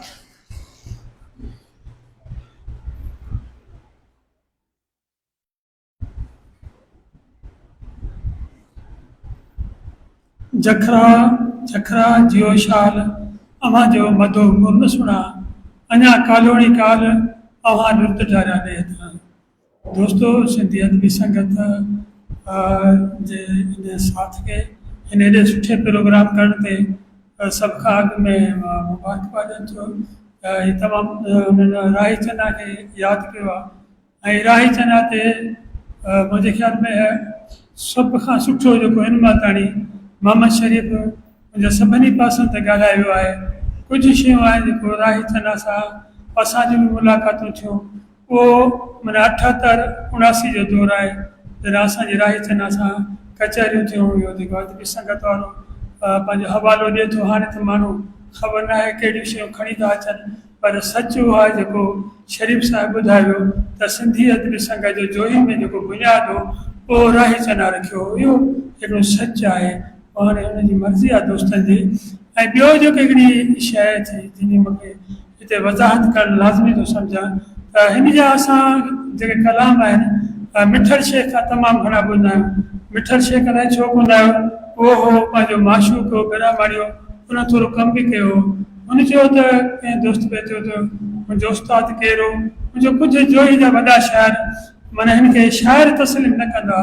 हालांकि हू जेको उस्ताद बुखारी खे पंहिंजो उस्ताद मञंदो, राही चना जो चाड़ो त मुंहिंजो जेको उस्ताद आहे उस्ताद बुखारी मुंहिंजो उस्ताद आहे। इहो माना मिठल शेख जेको वध मां वध जा कलाम जेको असांखे ॿुधाईंदो, अञा ताईं बि जॾहिं बि दिलि चवंदी आहे उहा मिठल शेख त उन राही चना जा हूंदा आहिनि। अॼु हाणे पाण जेको राही चना ते अचूं था त हुनजो जेको पासा हुआ अदबी माण्हू जेको असांखे पहिरियां पहिरियां जोही में मिलियो उहो राही चना मिलियो। ऐं ॿियो संदसि जेको भाउ मोहम्मद हाशिम, हिन जी केबिन हूंदी जोही ज़ुल्फ़कार चौक ते, अॼु बि जोही जो चौक आहे, उते केबिन हूंदी। ऐं ही साफ़ सुथरा माना जोही में मतिलबु जेको उन वक़्त में पाण खे साफ़ सुथरो रखनि। इहे ॿ भाइर माना अछा कपिड़ा ऐं बूट वग़ैरह पॉलिश थियल, हथ में रूमाल, ऐं माना हमेशह फर्स्ट क्लास क़िस्म जो माना ड्रेस में मिलंदा ऐं मुंहं ते मुस्कुराहट तमामु ज़बरदस्त नमूने सां ऐं अहिड़े क़िस्म जी सुठी सोच रखंदड़। असां हिन जी ॻाल्हियुनि खां ॾाढा मुतासिर थी। पोइ हिन जी केबिन हूंदी हिन भाउ जी मोहम्मद हाशिम जी जेको जो वॾो भाउ, उते वेंदासीं पंहिंजा अदबी कचहरियूं थींदियूं। ऐं पहिरियां पहिरियां जेको असांखे इहा जेका ख़ुशबू जेका अदबी ख़ुशबू लिखण वारा जेको माना ॻाल्हि आहे उहा असां हितां हासिलु कईसीं ऐं हिन खां ई जेको असां जेको कुझु हासिलु कयोसीं रहियासीं। पोइ इहा जेका ॻाल्हि मोहम्मद शरीफ़ लिकियल छपियल ॻाल्हि मतिलबु पंहिंजे अदा सां ॻाल्हि करे वियो, साॼी धुर खाॿी धुर, इहे मसइला जोही में तमामु घणा जाम हुआ। पर इहो हिकिड़ो इतफ़ाक़ कहिड़ो हो जो मोहम्मद शरीफ़ वारनि खे मां जस ॾिनी, मां चवंदो आहियां तरक़ी पसंद ऐं क़ौम पर सियासत जो बुनियादु जेको आहे उहो मोहम्मद शरीफ़ वारनि रखियो। अकबर जिस्तानी मोहम्मद शरीफ़ वारनि इहो तरक़ी पसंद ऐं क़ौम पर सियासत जो बाक़ाइदगी जेका तंज़ीम साज़ी थी जोही में उहे हिननि दोस्तनि कई। ऐं पोइ इन्हनि खाॿी धुर जे दोस्तनि खे उते शिकस्त ॾिनी, बाक़ाइदगी सां जीअं थींदी आहे न, उहे लिकी लिकी चोरी चोरी साह खणंदा हुआ। उते माना तरक़ी पसंदि। पोइ थोरी अवामी तारीख़ में थी वई, असां अवामी तारीख़ में हुआसीं, GS में हा, पोइ जदोजहद सियासी हवाले सां अञा ताईं बि उहो जेका साॼी धुर ते साह खणी न सघी, उहो सॼो क्रेडिट मोहम्मद शरीफ़ वारनि खे ॾिने थो, इनजी ताड़ी थिए। हिन महल में मतिलबु ॾाढी ख़ुशी थींदी आहे त उते जेका तव्हां जेका लाइब्रेरी तव्हां वेंदो ॾिसंदो त तव्हांखे अकबर जिस्तानी मेमोरियल लाइब्रेरी शानदार क़िस्म जी जेका कहिड़ो उन में डॉक्टर हमीद साहिब जी वॾियूं कोशिशूं आहिनि ऐं डॉक्टर हमीद साहिब जे करे उहा हिकिड़ी जोही जे शहर में तमामु शानदार जेका सिंधियत जी संगत ऐं पंहिंजो अकबर जिस्तानी मेमोरियल लाइब्रेरी आहे। त पंहिंजो जेको त दोस्तनि पढ़ियो ऐं राही चना जी शाइरी कलाम सां गॾु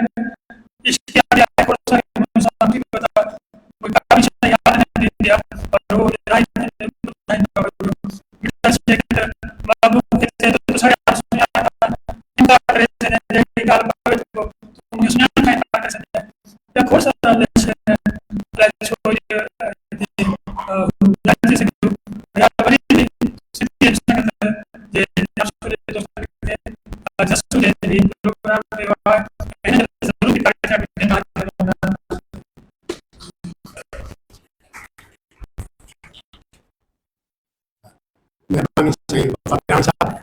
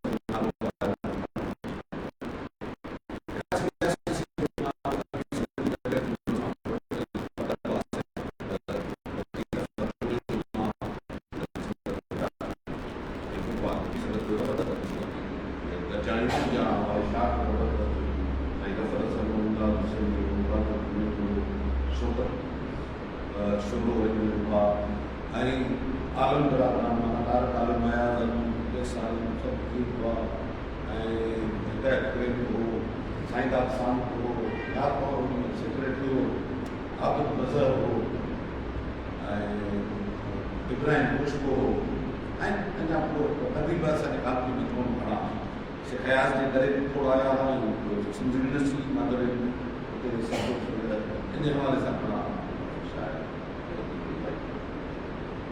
इमदाद हुसैन हो शायद इमदाद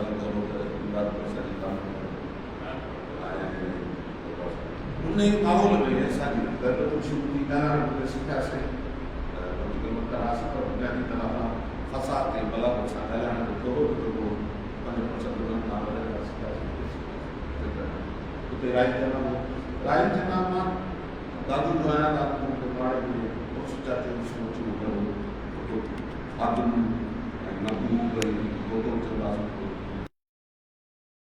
जो मामो हो शायदि उते बि मां ॾिठो छो त ख़ातिम हुनजो एक्सीडेंट थी पियो गाॾीअ में ट्रेन में त उते हे आयो पोइ वरी हुननि छोकिरनि मुंहिंजा दोस्त आहे उहो बि मोचको कमु कंदो चाचोसि ऐं ॿियो बछ जा किताब पालींदो हो वॾो शौक़ीन पोइ हुनजो जेको भेणी हो राई चना चाचोसि हुन दिलचस्पीअ करे असांजे पाड़े में मशहूरु नौजवान उते हिननि जे घर में वेंदा हुआसीं त उते राई चना सां मुलाक़ात थी त हुनजो भाणिजो जेको आहे हुन शहीद थियो पुलिस वारो पोइ वरी रेल कार गाॾी हलंदी दादू ताईं रेल कार कंहिं वक़्त में त उन में अची वियो राई चना सां हिते मुलाक़ात थी ऐं वरी मुंहिंजे पाड़े में बि रहंदो असां वरी हिते एचबी बोर्ड जे परियां ई मुंहिंजो क्वार्टर जितां जा मस्जिद इमाम बारगाह ठही आहे हिते एटाई क्वार्टर आख़िरी जेको हुन में मां 79 में 78 में हुते अचे तॾहिं बाबा हिते अचे दादू रहियासीं त वरी अकबर सां कचहरियूं रहंदियूं हर रोज़ हितां मां ज़फ़र हलिया वेंदा हुआसीं अदबी संगत अदबी बोर्ड त साम्हूं हूंदो हुते वरी राही सां कचहरियूं ॻोठ जे करे ॼण जोईअ जो त हुन सां राब्तो पोइ वरी उते एमआरडी जो दौर सियासत उन में हे माना असां वारो मौक़ुफ़ रखंदो साईं जी इम्सत सां कचहरियूं चांहियूं पीअंदा हुआसीं होटल 5 होटलूं कंहिं वक़्त में असांजे कॉलोनी में पोइ ख़तमु करायूं झुपड़नि वारियूं हुयूं शागिर्द बि हिते ईंदा पोइ हुननि ते छापा लॻाई पोइ वरी बंदि करायूं उबैदुल्ला अब्बासी जे राई चना खे नौकिरी ॾिनी उहो चेयरमैन थियो ऐं हुन ई डॉक्टर उबैदुल्ला अब्बासी बहरहाल असांजूं कचहरियूं हलंदियूं रहियूं पोइ साईं ज़फ़र हसन सां असां घणो वीचारायासीं उहो असांजो मेंटोर हो ऐं ज़फ़र हसन वरी पंहिंजो नुक़्ते नज़र रखियो बाबा जेके ॻाल्हि जी आपेशाही जेके लिखनि था उर्दूअ में ऐं जेके अहले कलम कॉन्फ्रेंस में वञनि था जेका सरकार जेको ठहियल आहे इन्हनि सां हथबंदी कजे ऐं सिंध में हिकिड़ो सुठो पर हिते साईं जे इन करे साईं वरी इन्हनि वॾनि अदीबनि में घणो कंट्रोवर्सी थी वियो कंट्रोवर्सी करे अकेलो थी पियो ॾियण की पर असां हुन सां गॾु हुआसीं खोड़ राई चना पोइ चाचो मुराद बलोच हो सिंधोलॉजी में मटिवालो पर ज़बरदस्त शाइर हो हुनजो शेर हो त दोस्ती रहे न रहे उसूल ज़िंदा रहे ज़िंदगी रहे न रहे ज़मीर ज़िंदा रहे अहिड़े क़िस्म पर तमामु वॾो शाइर हो ओड़ो ऐं पोइ गुज़ारे वियो ऐं उहो बि हूंदो राई चना वरी क्वार्टर बि गॾु हूंदा राई चना जो चाचे मुराद बलोच वरी उते वञूं हे ॿई हू छड़ो हूंदो मुराद उते वञूं चांहि वांहि पियूं कचहरियूं कयूं राई चना साफ़ु सुथिरो या रुमाल वारी आदत हुअसि सदाईं इहो हथ में रुमाल हूंदो हुउसि ऐं पहिरां पाईंदो घणो आख़िर में सिगरेट विगरेट खणणु पवंदो शादी बि थोरो देरि सां कई कहिड़ी शादी कई उनखे उनजे मामलनि हुननि जा जेको आहे न थोरो उनखे 20 ढिला करे सघिया ॿार थियसि खोड़ मामला जेके समाजी मामला थियनि था उन्हनि में हू भॼी रही पियो त बीमार बि थी पियो आख़िर में एॾी वॾी उमिरि बि घणी कोन हुयसि खणी थो चइजे त मां बि 60 ताईं पुॼी आहियां असां पुॼी विया आहियूं पर हू बीमार रहंदो उन करे पोइ जल्दी वफ़ात थी उन सां दोस्ती उहिदेदार बि रहियो हिते साईं ज़फ़र हसन वरी असांखे सॾु हुजे मां बि उहिदेदार हुयुसि जॉइंट सेक्रेटरी खज़ानची रहियुसि ऐं इवन पाण वारो यूनुस जोयो बि उहिदेदार रहियो साईं ज़फ़र हसन जे करे नौजवाननि खे अॻियां कंदो पाण हलाईंदो हुयो सॼो असांजो मेंटोर ऐं उते माठिड़ो ओठो ॾिठोसीं हुन किताब असां ई छपायो चंदो करे अॼु चयो था न हाणे अहिड़ो को नौजवान हाणे हुजनि पोटेंशियल आहे त मां ई पहिरियों धंधो करे चवनि त इहो धंधो करे छपाईंदासीं, उहा लिस्ट बि छपाईसीं जंहिंखां पहिरियां पंहिंजे बाबा खां बसर पिया त इहो करे। ऐं छो त हिन जा जेके दोस्त आहे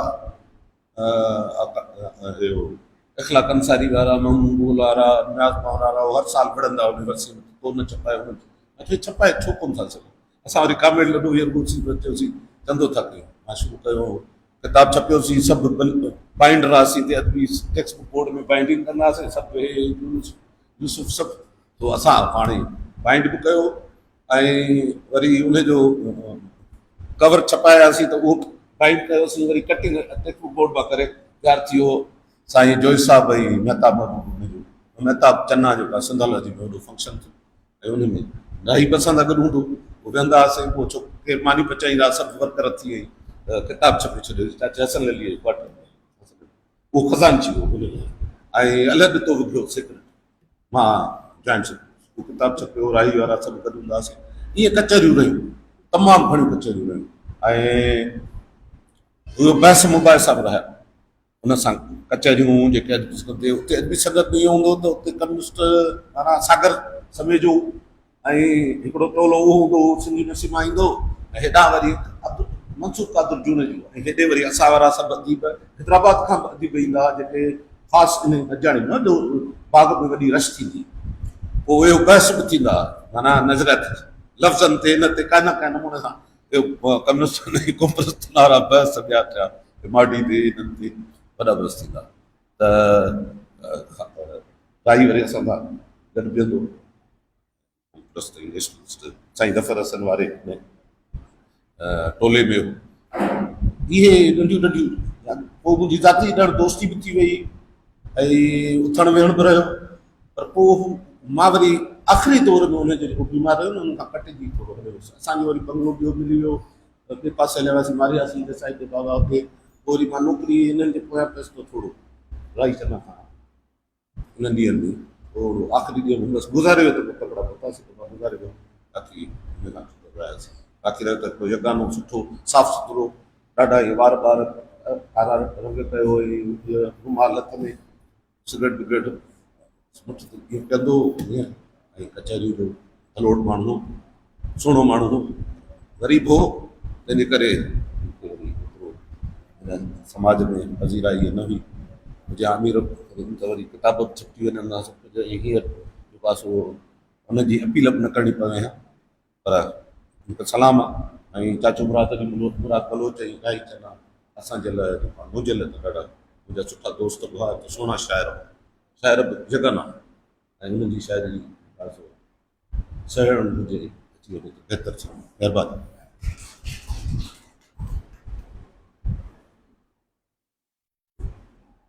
राशिद मेमन साहब वॾी महिरबानी। तकरीब असांजी पुॼाणी न वञे पई, मुंहिंजे ख़्याल में त ॿ मुक़रर 5 मिंट ॻाल्हाईंदा त 10 मिंट थींदा, पर इन खां अॻु में असां वटि हिकिड़ो पंहिंजो सिंध जो मशहूरु शाइर, असां सभिनी जो दोस्त अॾो उतरादी मौजूदु आहे, अॾे उतरादी खे चवंदासीं त असांखे क़ौमी ऐं इनकलाबी गीत ॿुधाए, साईं अॾो उतराद साहिब।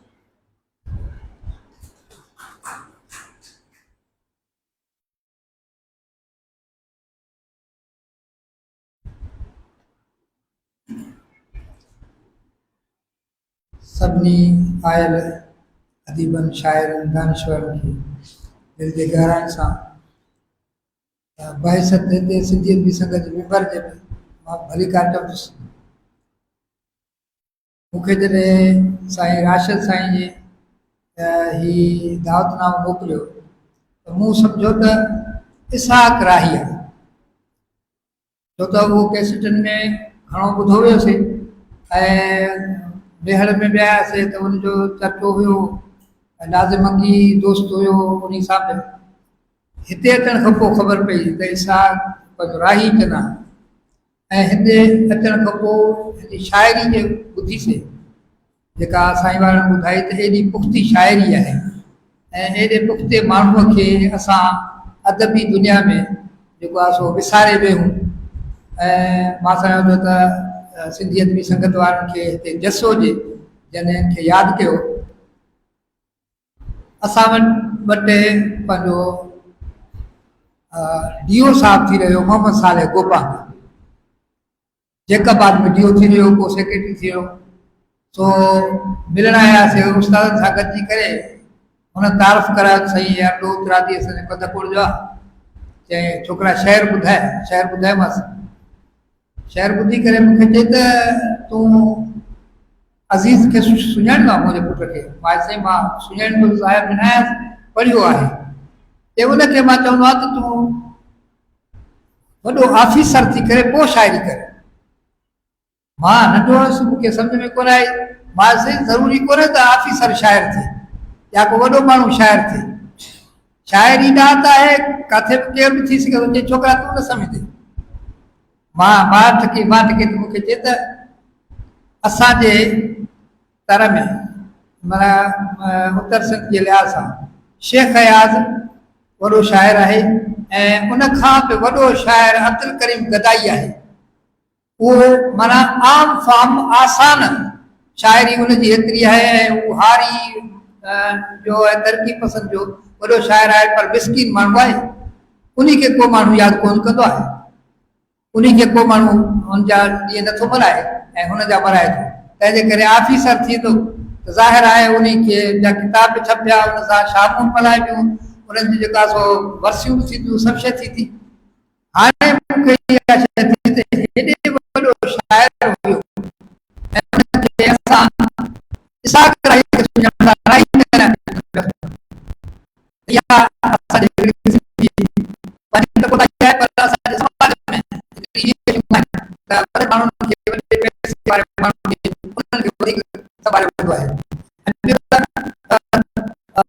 सिंधाराजीअ में ऐं वक़्त खां वठी करे शाइर डायरेक्टली असां लॻे वियो ऐं असां मवाद मोकिलियोसीं, ॿ टे जेके सो डायरेक्ट थी गुज़रिया, पर कंहिं कोन छपायो। जेकॾहिं अहिड़ी तरीक़े सां उहा डायरेक्टली छपिजे त केतिरा माण्हू केतिरा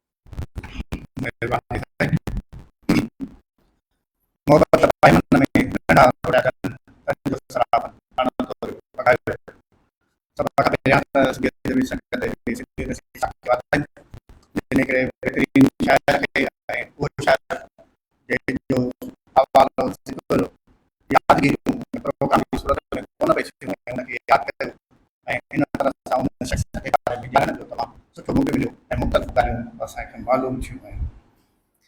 ॿ चारि ॻाल्हियूं कंदुसि। हिकिड़ो त जेको इंसाइक्लोपीडिया सिंधियाना में प्रोफाइल ॾिनल आहे साईं राही चन्ना साहिब जो, उन में उन जे ॼमण जी तारीख़ में सन जेको आहे 1950 लिखियलु आहे ऐं हिते साईं यूसुफ साहिब बि पढ़ियो ऐं बैनर ते बि लिखियलु आहे 52। त इन जी ज़रूरु हिकिड़ी दुरुस्तगी तस्दीक थियणु घुरिजे त इहो असुलु सन 52 आहे या 50 आहे, त इहो बहितर थींदो।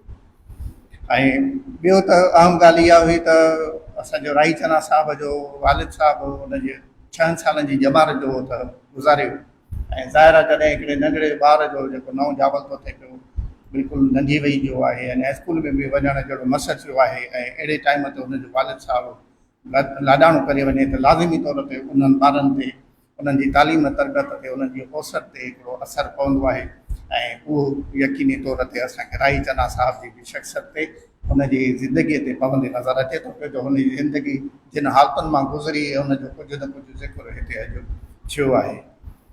ऐं तंहिंखां सवाइ हुनजे प्रोफाइल में इहा ॻाल्हि बि हुई सिंधी यूनिवर्सिटी कॉलोनी जे हवाले सां त हिते ज़िक्र थियो त उहो 2 साल सेक्रेटरी रहियो, पर हुन प्रोफाइल में ॾिनल आहे त 3 साल सेक्रेटरी रहियो आहे ऐं इन खां सवाइ ॿियनि उहिदनि ते बि रहियो आहे, जिन में 2 साल खज़ानची रहियो आहे, 10 साल कारोबारी कमेटी जो मेंबर रहियो आहे ऐं 2 साल काउंसलर बि रहियो आहे। माना मुख़्तलिफ़ उहिदनि ते हुन पंहिंजी मुंहिंजे सरगर्मियुनि जे हवाले सां ख़िदमतूं सरअंजाम ॾिनियूं अथई। ऐं हुनजी वसियत हुई त काज़ी साहिब जे पहिरांदी खां दफ़न थिया गुज़ारे वञण खां पोइ, पर उहा हुनजी वसियत पूरी न थी सघी, जंहिंखां पोइ हुनखे असांजे जामशुरियारे हिन क़ब्रिस्तान में दफ़न कयो। बाक़ी ॼण इहा हिकिड़ी तशनीगी रही कोर्ट में माना त असांजी मालूमात जे हिसाब में हुनजी शादीअ जो ज़िक्र त साईं कयो त, पर हुनजे ॿारनि मां हुनजे पोयर मां ॿिया केरु आहिनि या साईं वफ़ा ब्रह्माणी साहिबु हुनजे ॿिए भाउ जो बि ज़िक्र कयो, त थोरी इहा बि मालूमात में असांजे में वाधारो थिए या जिन दोस्तनि खे ख़बर आहे त बहितर थी वेंदी आहे। बहरहाल हिकिड़ियूं काफ़ी सुठियूं शयूं थियूं आहिनि ऐं मां पंहिंजो ख़ासि तरह सां यूसुफ जो हिसाब खे गुज़ारिश कंदुसि त इन्हनि सभिनी हुनजे राही चन्ना साहिब जे हवाले सां जेके ॻाल्हियूं थियूं आहिनि इन्हनि खे जेकॾहिं गॾु करे हिकिड़े सुठे प्रोफाइल जामे तारुफ़ जी सूरत में छपाइजे त बहितर थींदो। ऐं जीअं किताब जो बि ज़िक्र थियो साईं असांजो राही चन्ना साहिब जी जो, त हुनजो प्रोफाइल हिकिड़ो जेको साईं पढ़ियो बि सही, पर उन में हिकिड़ो उहो मूंखे बि मोकिलियो साईं, त उन में हुनजे हिकिड़े किताब जो ज़िक्र थियलु आहे हेरण पन जे नाले सां, त उहो हुनजो किताबु हाणे वधीक असांजे नज़रुनि मां उहो किताबु न गुज़रियो आहे, ॿिए कंहिं दोस्त जी मां थी सघे थो इल्म में हुजेसि ॼाण त उहो करे, बाक़ी न त हुनजी घणे मांगे शाइरी तंहिं वक़्तु मेराण टिमाही मेराण रिसालनि में शाया थियलु आहे। ऐं हिकिड़ो मारूफ़ नालो शाइरीअ जे हवाले सां हुयो, जंहिंखे ख़ासूसन शाइरीअ जे फ़न ते बि दस्तरस हासिलु हुई, हुनजी हिन इल्मु अरूज़ जो बि पूरी तरह सां ॼाणू हो ऐं हुनखे जेकी जीअं आज़ादु नज़म जो बि ज़िक्र थियो त तंहिं टाइम ते और इन्हनि खे नयुनि तिर्ज़ुनि जे नाले सां बि लिखियो वेंदो हो ऐं छपियो वेंदो हो, छो त अञा हुननि जी नई सिंधी अदब में हिकिड़ी शुरूआति थी रही, त नयुनि तिर्ज़ुनि जे नाले सां बि हुनजी उहा शाइरी बहिराण में छपियल आहे। यकीनी तौर ते हुन दौर जा जेके 70 जे ॾहाके जा ॿिया रिसाला हुया जिन में सुहिणी आहे रहबर डाइजेस्ट निकिरंदो हो, कुझु ॿिया बि निकिरंदा हुया, त थी सघे थो त उन्हनि में बि हुनजी शाइरी छपियल हुजे। ऐं मेराण रिसालनि में बि मूं सवेर बि हिकिड़ी उथलाए ॾिठां कुझु त शाइरी साईं जी मिले, त हिकिड़ा के अहिड़ा शेर हुनजा मिलिया जेके हिते पढ़िया न विया आहिनि ऐं उन्हनि मां थोरो हिकु ॿ मां तव्हांजे आॾो पेश कंदुसि। त हिकिड़ो हुनजो आहे ग़ज़ल त मां मोहबतुनि जो शहर प्यार मुंहुं जो समर, नफ़रतूं छा आहिनि मूंखे नाहे ख़बर, उस में हिकु तूं मूं लाइ छांव छपर, आसान तुंहिंजीअ खां नाहे पालो पहर, भूमि जे भाग ते मुंहिंजो ईमान अमर, तूं अची भी किथे मुंहिंजो कोन्हे को घर। त हुनजी शाइरीअ में इहे मुख़्तलिफ़ दुख जा अहसास बि आहिनि समायल ऐं क़ौमी अहसास बि आहिनि ऐं पंहिंजो बेवफ़ाइनि जो बि ज़िक्र आहे थियलु। अहिड़ी तरह सां हिकिड़ो हुनजो ॿियो बि तवील गज़ल आहे जंहिंजा हिकु ॿ शेर तव्हांजे यादि मां पढ़ंदुसि। रिंद जी नज़रुनि खे साकी, रिंद जी नज़रुनि खे साकीअ जी अखियुनि धोखो ॾिनो, मेकशन खे बज़ में या मेकशन धोखो ॾिनो। जाम हथ में आयो ऐं लर्ज़िश बदन में थी बपा, जाम हथ में आयो ऐं लर्ज़िश हथ बदन में थी बपा, मए परस्तनि जे लबनि खे या हथनि धोखो ॾिनो। सादगी चइजे या चइजे सम्झ में कोई खलल, सादगी चइजे या सम्झ में या चइजे सम्झ में कोई खलल, रहबरनि जो वेसु पाए रहज़ननि धोखो ॾिनो। ॾाढो भलो शेर अथसि। ऐं आख़िरी अथसि पंहिंजो हिन जो जेको मकतब ॿिया बि हिन में घणा अथसि। थी निज़ाम कारवां वियो मुंतशिर मंज़िल खां अॻु, सियासी हवाले सां बि हिनखे थी निज़ाम कारवां वियो मुंतशिर मंज़िल खां अॻु, राह में राही के आहे काफ़िलनि धोखो ॾिनो। तमामु हिकिड़ा इहो बहितरीन जेके से आहिनि इहे साईं जा पंहिंजो कुझु शेर आहे। ऐं हिकिड़ो ॿियो बि तव्हांखे पंहिंजो मां चाहियां थो त छो त उन में बि हिकिड़ा सुहिणनि ख़्यालनि जो इज़हार कयलु आहे ऐं जो यादि करण जो मक़सदु बि इहो ई आहे त हुन जेके असांजा सुठा इज़हार कया आहिनि। महफ़िल में दीद मुंहिंजी थी दिलरुबा खे ॻोल्हे, महफ़िल में दीद मुंहिंजी थी दिलरुबा खे ॻोल्हे, हर दिलि थी पंहिंजे पंहिंजे दारू दवा खे ॻोल्हे। ही खूने दिल आहे हाज़िर ज़ौक़े हिना जी ख़ातिर, जेको सवेर साईं ज़िक्र कयो त हिकिड़ा मुख़्तलिफ़ मकतब फ़िक्र असांजे इल्म अदब में रहिया आहिनि त हे बि ॼण हुनजी हिकिड़ी अकासी हिनजे ज़ेर इज़ाफ़े जे हवाले सां हिन में ज़िक्र थियलु आहे। ही खूने दिल आहे हाज़िर ज़ौक़े हिना जी ख़ातिर, महबूब थो अजायो रंगे हिना खे ॻोल्हे। ॾेई मौत खे शिकस्त माणियो हयात अबदी, ॾेई मौत खे शिकस्त माणियो हयात अबदी, खून शहीद थो अॼु करबो भला खे ॻोल्हे। गर्दिशे आया मोटी वन तूं बहारनि जे सदके, गर्दिशे आया मोटी वन तूं बहारनि जे सदके, तक़दीर मुंहिंजी थी क़िस्मत क़ज़ा खे ॻोल्हे। फितरत इंसान आहे सुख में रहे तो गाफ़िल, फितरत इंसान आहे सुख में रहे तो गाफ़िल, मुश्किल में नेठ आदम थो मुश्किल कुशा खे ॻोल्हे। ही दीवानो अॼु वञे थो बसि हथनि मां यारो, ही दीवानो अॼु वञे थो बसि हथनि मां यारो, आणियो किथां बि हुन जे दिलरुबा खे ॻोल्हे। दफ़्तर छॾिया मूं खोले दिलदार जे अॻियां अॼु, मकतब अथसि गज़ल जो। दफ़्तर छॾिया मूं खोले दिलदार जे अॻियां अॼु, पंहिंजी जफ़ा खे ॻोल्हे ऐं मुंहिंजी वफ़ा खे ॻोल्हे। काई चना वफ़ाउनि जो मुतलाशी हो ऐं हिकिड़ा ख़ूबसूरत शेर गज़ल तमामु सुठा लिखिया आहिनि। वाक़ई बि ज़रूरत आहे त हुन जे कलाम खे गॾु करे पोइ हुन को इदारो छपराए। महिरबानी तव्हांजी।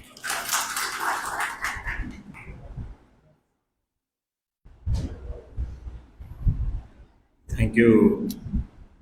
महबूब तो रंग हिना खे ॻोल्हे, दिलबर तो रंग हिना खे ॻोल्हे। आख़िरी मुक़ररु आहे असांजो के ज़हमत ॾिनी आहे आफ़रीना तव्हां असां सां 3 कलाकनि सां गॾु आहियो। तो जी ज़ुल्फ़ जे बंद कमंद विदा ज़िंदान हज़ारे, मुंहुं न रुगो तुझे शाही दस्तर ख़ान मथे महिमान हज़ारे, मुंहुं न रुगो था ज़ुल्फ़ छिकन ज़ंजीरनि जा, था ज़ुल्फ़ छिकन ज़ंजीरनि जा।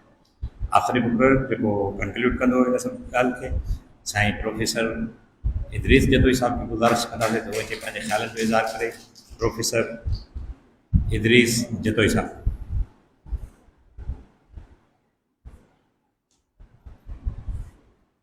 महिरबानी फ़हीम साहब। मूं ॾाढ जा डूंगर कटे जा वाट आ ठाही, मूं ॾाढ जा डूंगर कटे जा वाट आ ठाही, उन वाट तां गुज़री त मूंखे यादि कंदो कर।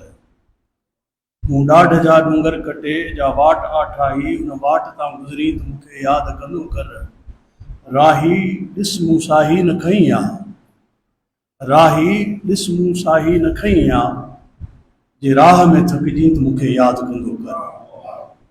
इहो साईं राशिद मोराई जो शेर आहे जेको जंहिंमें अहिड़े ई का राही जहिड़े शख़्स खे हुन यादि कयो आहे। सिंधी अदबी संगत जा दोस्त साथी तमामु घणी जस हुजे। असांजी अदबी संगत, असांजो इमेज कॉमर इंस्टीट्यूट, असांजा हैदराबाद रोशन ख़्याल फोरम जा दोस्त जेके बि हिन में साथ में रहिया आहिनि, उन्हनि हिकिड़े अहिड़े शाइर खे यादि कयो आहे जेको जंहिंखे वधीक निमाया करण जी ज़रूरत आहे।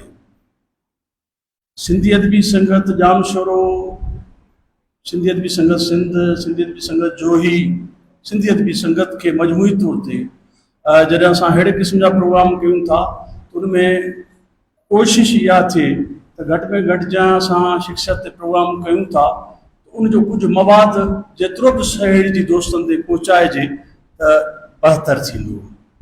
अॼु मां सुबुह जो आयुसि त वरी ॾिठुमि रियाज़त हिते मेराण जे सालनि मां वेठो शाइरी गॾु करे त कड़ी कड़ी हुनजी छपियल आहे। यूसुफ साहब खे मूं गुज़ारिश कई ॿ शेर हुन मोकिलियो, पर जेकॾहिं ईअं ई कोशिशि करे हिते ई हिन लाइब्रेरी मां जेकॾहिं हुनजी शाइरी गॾु करे कुझु दोस्तनि जे मोकिलिजे हा त हुनजे ज़िंदगी ते त काफ़ी गुफ़्तगू थी वई, पर हुनजी शाइरी ते रियाज़त जेको कुझु ॿुधायो या कुझु दोस्तनि ॿियनि ॻाल्हायो, पर अञा बि हुनजी शाइरी ते वधीक हीअ असांजी गजाणी अञा बि वधीक फलदायक थिए हा हुनजे सिलसिले में। बहरहाल उहो बि हिकिड़ी शुरात आहे, ॾाढी सुठी शुरात आहे।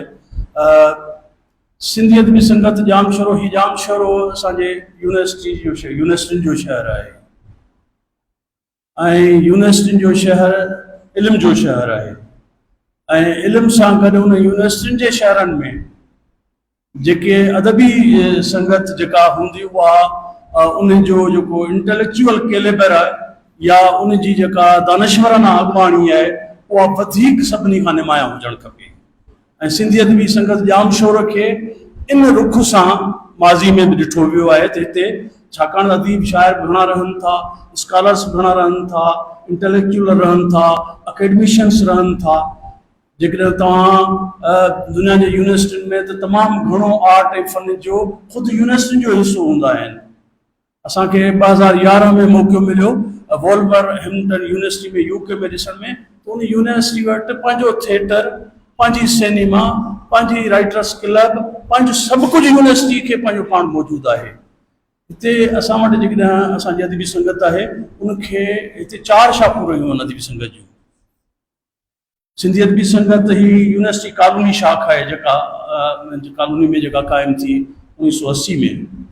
उनखां अलावा इन खां बि अॻु में सिंधी यूनिवर्सिटी जी हॉस्टल जेका ब्रांच हूंदी हुई, जेका साईं अली मोहम्मद शाह लकियारी जॾहिं हूंदो हुयो तॾहिं उन्हनि शागिर्दनि गॾिजी इनायत इस्पाणी ऐं ॿियनि हुते जेको आहे सिंधी यूनिवर्सिटी में शाख खोली। इन खां अलावा हिते भिरिया विलेज में यूसुफ साहब वारा हूंदा हुआ, ॿिया दोस्त हिते अदबी संगत आबिद लाइब्रेरी में जंहिंजूं गजाणियूं थींदियूं। ऐं चौथी शाख वरी जेको आहे 90 जे ॾहाके में गर्ल्स मारी हॉस्टल में जेको आहे कुझु असांजे राइटर लेखक आहिनि उते क़ाइमु कई। त हाणे अॼु बहरहाल जंहिं कैफ़ियत में आहिनि हिन शाख खे वधीक मुतहरिक करण जी, वधीक संजीदगी सां कमु करण जी ऐं तमामु घणो अॻिते हली सिंध जे लाइ हिकिड़ी रोशन ऐं मिसाली ब्रांच थियणु खपे, छाकाणि त यूनिवर्सिटियूं सभु हिते आहिनि ऐं हिन जो इम्पैक्ट बि सॼी सिंध ते पए थो। हिते शागिर्द अचनि था, उस्ताद अचनि था, जेके सॼी सिंध में जेकॾहिं जोही में शाखा त जोही जे आसपास असरु करे थी, पर सिंधी यूनिवर्सिटी जी जेकॾहिं का शाख आहे, ब्रांच आहे, त उहा सॼी सिंध खे जेको आहे उहो कंहिं न कंहिं नमूने सां मुतासिर करे थी। सो मुंहिंजे ख्याल में हिन अॼु जेको आहे हीउ जेको प्रोग्राम कयो आहे दोस्तनि तमामु सुठी ॻाल्हि आहे। अञा बि सिंधी अदबी संगत खे हिन जामशोरो शाख खे वधीक प्रोग्राम इल्मी सतह ते, अदबी सतह ते, फ़िक्री सतह ते उनखे अञा वधीक मुतहरिक थियणु खपे। राही चना जी जेतिरे क़दुरु राही चना सां मुंहिंजो वास्तो हुयो, इन ई जामशोरो कॉलोनी जी शाख में 1980 में न्याज़ पांवर पहिरियों सेक्रेटरी हुयो ऐं आबिद मज़हर वारा हिते मुतहरिक हुआ, रचना रिसालो पढ़ंदा। ऐं फैज़ुल्ला पीज़ादो लियाकत हूंदो, असां मुख़्तलिफ़ हिते गजाणियुनि में इमदाद साहब सां हुसैनी सां मिलण ईंदा हुआसीं। पोइ इहो होटल ते जेको आहे हिते पार्क ते गजाणियूं थींदियूं ऐं इन्हनि गजाणियुनि में बि शरीक थियासीं ऐं लाल चांडियो जेको हूंदो हो जंहिंजे क्वार्टर ते बि अदबी संगत जूं जेको आहे यूनिवर्सिटी कॉलोनी जी तमामु घणियूं गजाणियूं थींदियूं टीचर्स हॉस्टल में थींदियूं सिंधी अदबी संगत जे मर्कज़ जो खोड़ सारियूं सरगर्मियूं सिंधी यूनिवर्सिटी जे टीचर्स हॉस्टल में थियूं ख़लीफ़े नबी बख्श जी कॉन्फ्रेंस थी 93 में वॾे में वॾी जेका अवार्ड तकरीब थी सिंधी अदबी संगत जी जंहिंमें जामशोरो शाख जो बि कंट्रीब्यूशन हो मर्कज़ जी हिते थी जोए साहब जी सदारत में तनवीर साहब आया तमामु शानदार क़िस्म जो जेको आहे उन में थियो ऐं उन में अब्दुल कादिर जूने जो जेको सॼो प्रोग्राम थियो उन जे सिंधी अदबी संगत कयो पर उनखे सॼो मैनेज करण वारो जेको आहे मूंखे ज़ाती तरफ़ ते ख़बर आहे अदल सूबो सेक्रेटरी हो ऐं पोइ जेके मामला असां निभारियासीं में उहे सभु अब्दुल कादिर जूने जे पाण जेको आहे पंहिंजे घरां हड़ामड़ा करे उन प्रोग्राम खे मैनेज कयो सो राही चना सां मुंहिंजी मुलाक़ात उते थी ऐं उनखां पोइ आउं बि सिंधी अदबी संगत जे मर्कज़ी काउंसिल जो हिकिड़ी शाख जो सेक्रेटरी हुउसि मुख़्तलिफ़ वक़्तनि ते रहियुसि उते बि मर्कज़ी गजाणियुनि में ईंदो त राही चना ऐं बुलबुल खोरवाही जंहिंजो नालो न थियो आहे सिंध मुर्गे पई जंहिंजो शइ उहो बि हिकिड़ो बेमिसाल शाइर आहे उहो जामशोर शाख में रहियो आहे त मुंहिंजे ख़्याल में राही चना जी हिकिड़ो त जेका गुफ़्तगू घणी थी वई आहे त हिकिड़ी ॻाल्हि जेका आई आहे हुन जो जेको मवाद आहे उहो असांखे तुर्त जामशोरे ते बि फर्ज़ु आहे रुॻो जोही ते छो जामशोरो ऐं जोही शाख गॾिजी जेको आहे जेकॾहिं छपराए सघनि था त छपराइजे जे नथो छपजे बि त हींअर इहा सहूलियत आहे त कंपोज़ करे ऑनलाइन हिते नरजन साहब खे हिते ॾेई वेंदो त वेबसाइट ते किताब अची वेंदो हिकिड़ो मतिलबु माण्हुनि खे एक्सेस थी पवंदी त इमीडिएटली इहो कजे त घटि में घटि जो ऑनलाइन एडिशन त जेकॾहिं कंपोज़ आहे जेकॾहिं कंपोज़ कराए सघिजे थो त उनखे कजे ऐं बिना देरि जे अहिड़े शाइर खे गुम थियण खां जेको आहे बचाइजे अहिड़ा केतिरा ई सिंध जा शाइर आहिनि जेके गुम थी विया आहिनि सो इहो हिकिड़ो कमु करणु खपे ख़ुदि शाख खे जामशोरे शाख जी मूं तारीख़ पे ॾिसणु चाहिए हेतिरियूं शाखूं आहिनि पर जामशोरे जी का बि किथे सिंधी अदबी संघ जे रिकॉर्ड में को वॾो को बुकलेट हुजे का शाख जो जंहिंमें जामशोरे जी पुखड़ी हुजे उहा न आहे सिंधी अदबी संघ जे शाखुनि खे भला ॿियो न अलॻि अलॻि किताब नथा छपिजी सघनि जेके शाइर आहिनि उन्हनि जी नुमाइंदा शाइरी गॾु करे नंढी एंथोलॉजी जामशोरे जे शाख जे शाइरनि जी एंथोलॉजी या लेखकनि जी एंथोलॉजी नंढी जेको आहे तयारु करे इन क़िस्म जा एफर्ट असांखे वठिणा पवंदा इन्हनि शयुनि खे महफ़ूज़ रखण लाइ मूंखे 2 नज़म मोकिलिया हुआ ऐं जेका शाइरी पढ़ी आहे असांजे रियाज़त उनखां पोइ हिकिड़ी नंढड़ी राय जेका आहे हुनजी शाइरी ते बि जेकॾहिं ॾिजे त उहा बहितर आहे अञा मुकमिल राय न हूंदी छाकाणि त उनजो किताब ईंदो त उहो बहितर थींदो हाणे 2 नज़म पढ़िया विया आहिनि जेके मूंखे यूसुफ मोकिलिया हिकिड़ो आहे संसार जल थल में जोत न काई जल थल में जोत न काई इहो 1981 जो नज़म आहे ॿियो साईं लियाकत जेको पढ़ियो या ॿिए दोस्त खां पढ़ियो साईं यूसुफ पढ़ियो भिट ते बाख 2 कैफ़ियतूं आहिनि शाइर जूं 2 कैफ़ियतूं हिते नज़र अचनि थियूं हाणे हिते चिणक मंझा बमट भड़कनि था लाट मां लाट परे थी पिरे पसण जो ओसीड़ो बि आहे ऐं उन लाइ दिलि जी दरी बि खुलियल आहे कारी कारी राति फुटण जी ॻाल्हि आहे सूरज दाता बि कनी कटी आहे ऐं गीत खे संगीत बि मिलियो आहे माग बि मिलियो आहे मीत बि मिलियो आहे हाणे इहो हिकिड़ो नज़म आहे जेको 1979 में शाइर लिखे थो ऐं 1979 जो जेको माहौल आहे हिकिड़ो घुट मुसर जो माहौल आहे पर उन सां गॾोगॾु हिकिड़ी असांजे सिंधी समाज में हिकिड़ी मज़ामत मौजूदु हुई सख़्तियूं हुयूं तकलीफ़ूं हुयूं फांसियूं हुयूं फटका हुया कोड़ा हुया पर हिकिड़ी मज़ामत मौजूदु हुई ऐं हुन असांजे शाइर उन सॼे पस मंज़र खे उहा उमेद हुनजी शाइरी में भरपूर नमूने सां नज़र अचे थी 81 में हुनजे शेर में जेको आहे ॾाढो ख़ूबसूरत शेर आहे इंसान जी तन्हाई आहे अकेलाई आहे पीड़ा इंसान कॾहिं भरी में कॾहिं भाकुर में कॾहिं मन माकोड़ी कॾहिं केर शी पर उन में हुन जेको आहे हुनजो मन जो मंदर भोरा भोरा आहे चांडोकी जा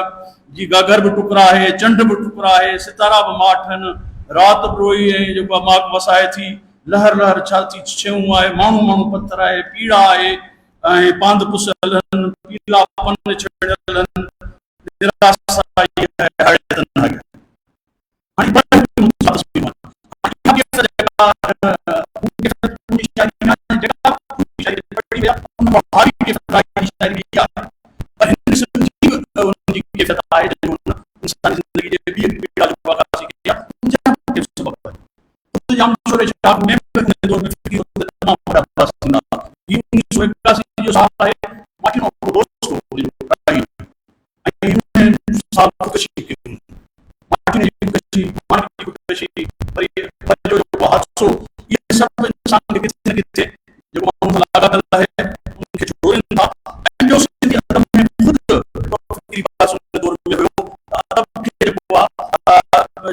को जो उम्मीद पर इंसान की जगह अकेला या उनके जो मजबूत बना के मुशायरे कर रहे हैं पर उनमें उन्हें छाया मुल्क के फिर उन्होंने के जो जरूर जिक्र किया हुआ अन नज़्म या आज़ाद नज़्म लिखा है दोस्तों बड़ा कमाल है शायर वो शायर जब वो रवायती नज़्म में रवायती शायर के ताज़ नज़र भरपूर के तो वो आज़ाद नज़्म जब पता लग दूंगी कराची शायर का नाम तो आज़ाद नज़्म के जो विंगा सुपार करता पर यो राही जो कमाल है जो रवायती शायर में कमाल करता है तजदीद शायर में जो तमाम खूबसूरत जिंदगी नज़र आने यो कंट्रीब्यूशन है यो जमाना आज़ाद नज़्म जो कोई पहलू शायर राजनीति थी तमाम बाबू बुजुर्ग है जो में से जितना शायर मौजूद है शायर पाए उनमें रवायती उर्दू शायर पाए उन्होंने जो रवायती शायर जदीद शायर की बड़ी कतार है यो जरूर से तस्दीक करके उनके तो लगे पहलू आदत जो में चीज के तो आज़ाद नज़्म की शायरी रवायती और तमाम बड़वा मेरा शायर शायर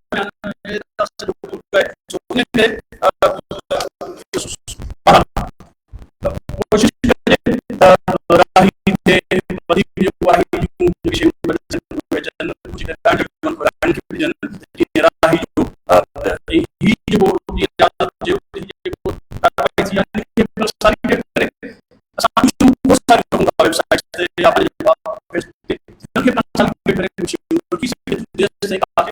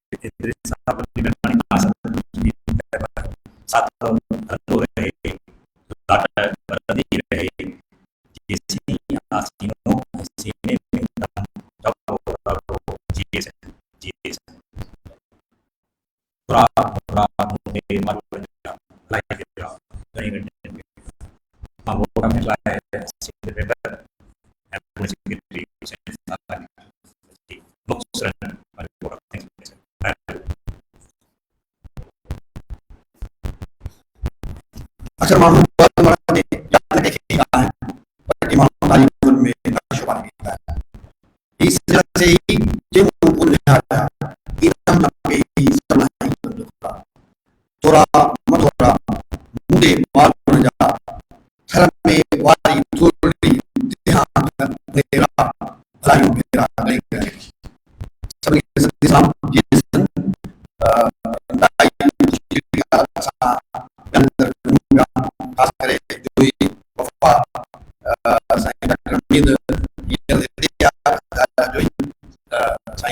साहब ख़ासि करे दोस्त जो ई आया बाक़ी असां दोस्त आहियूं ऐं तव्हांखे ख़ुशी थिए हाल आया सेक्रेटरी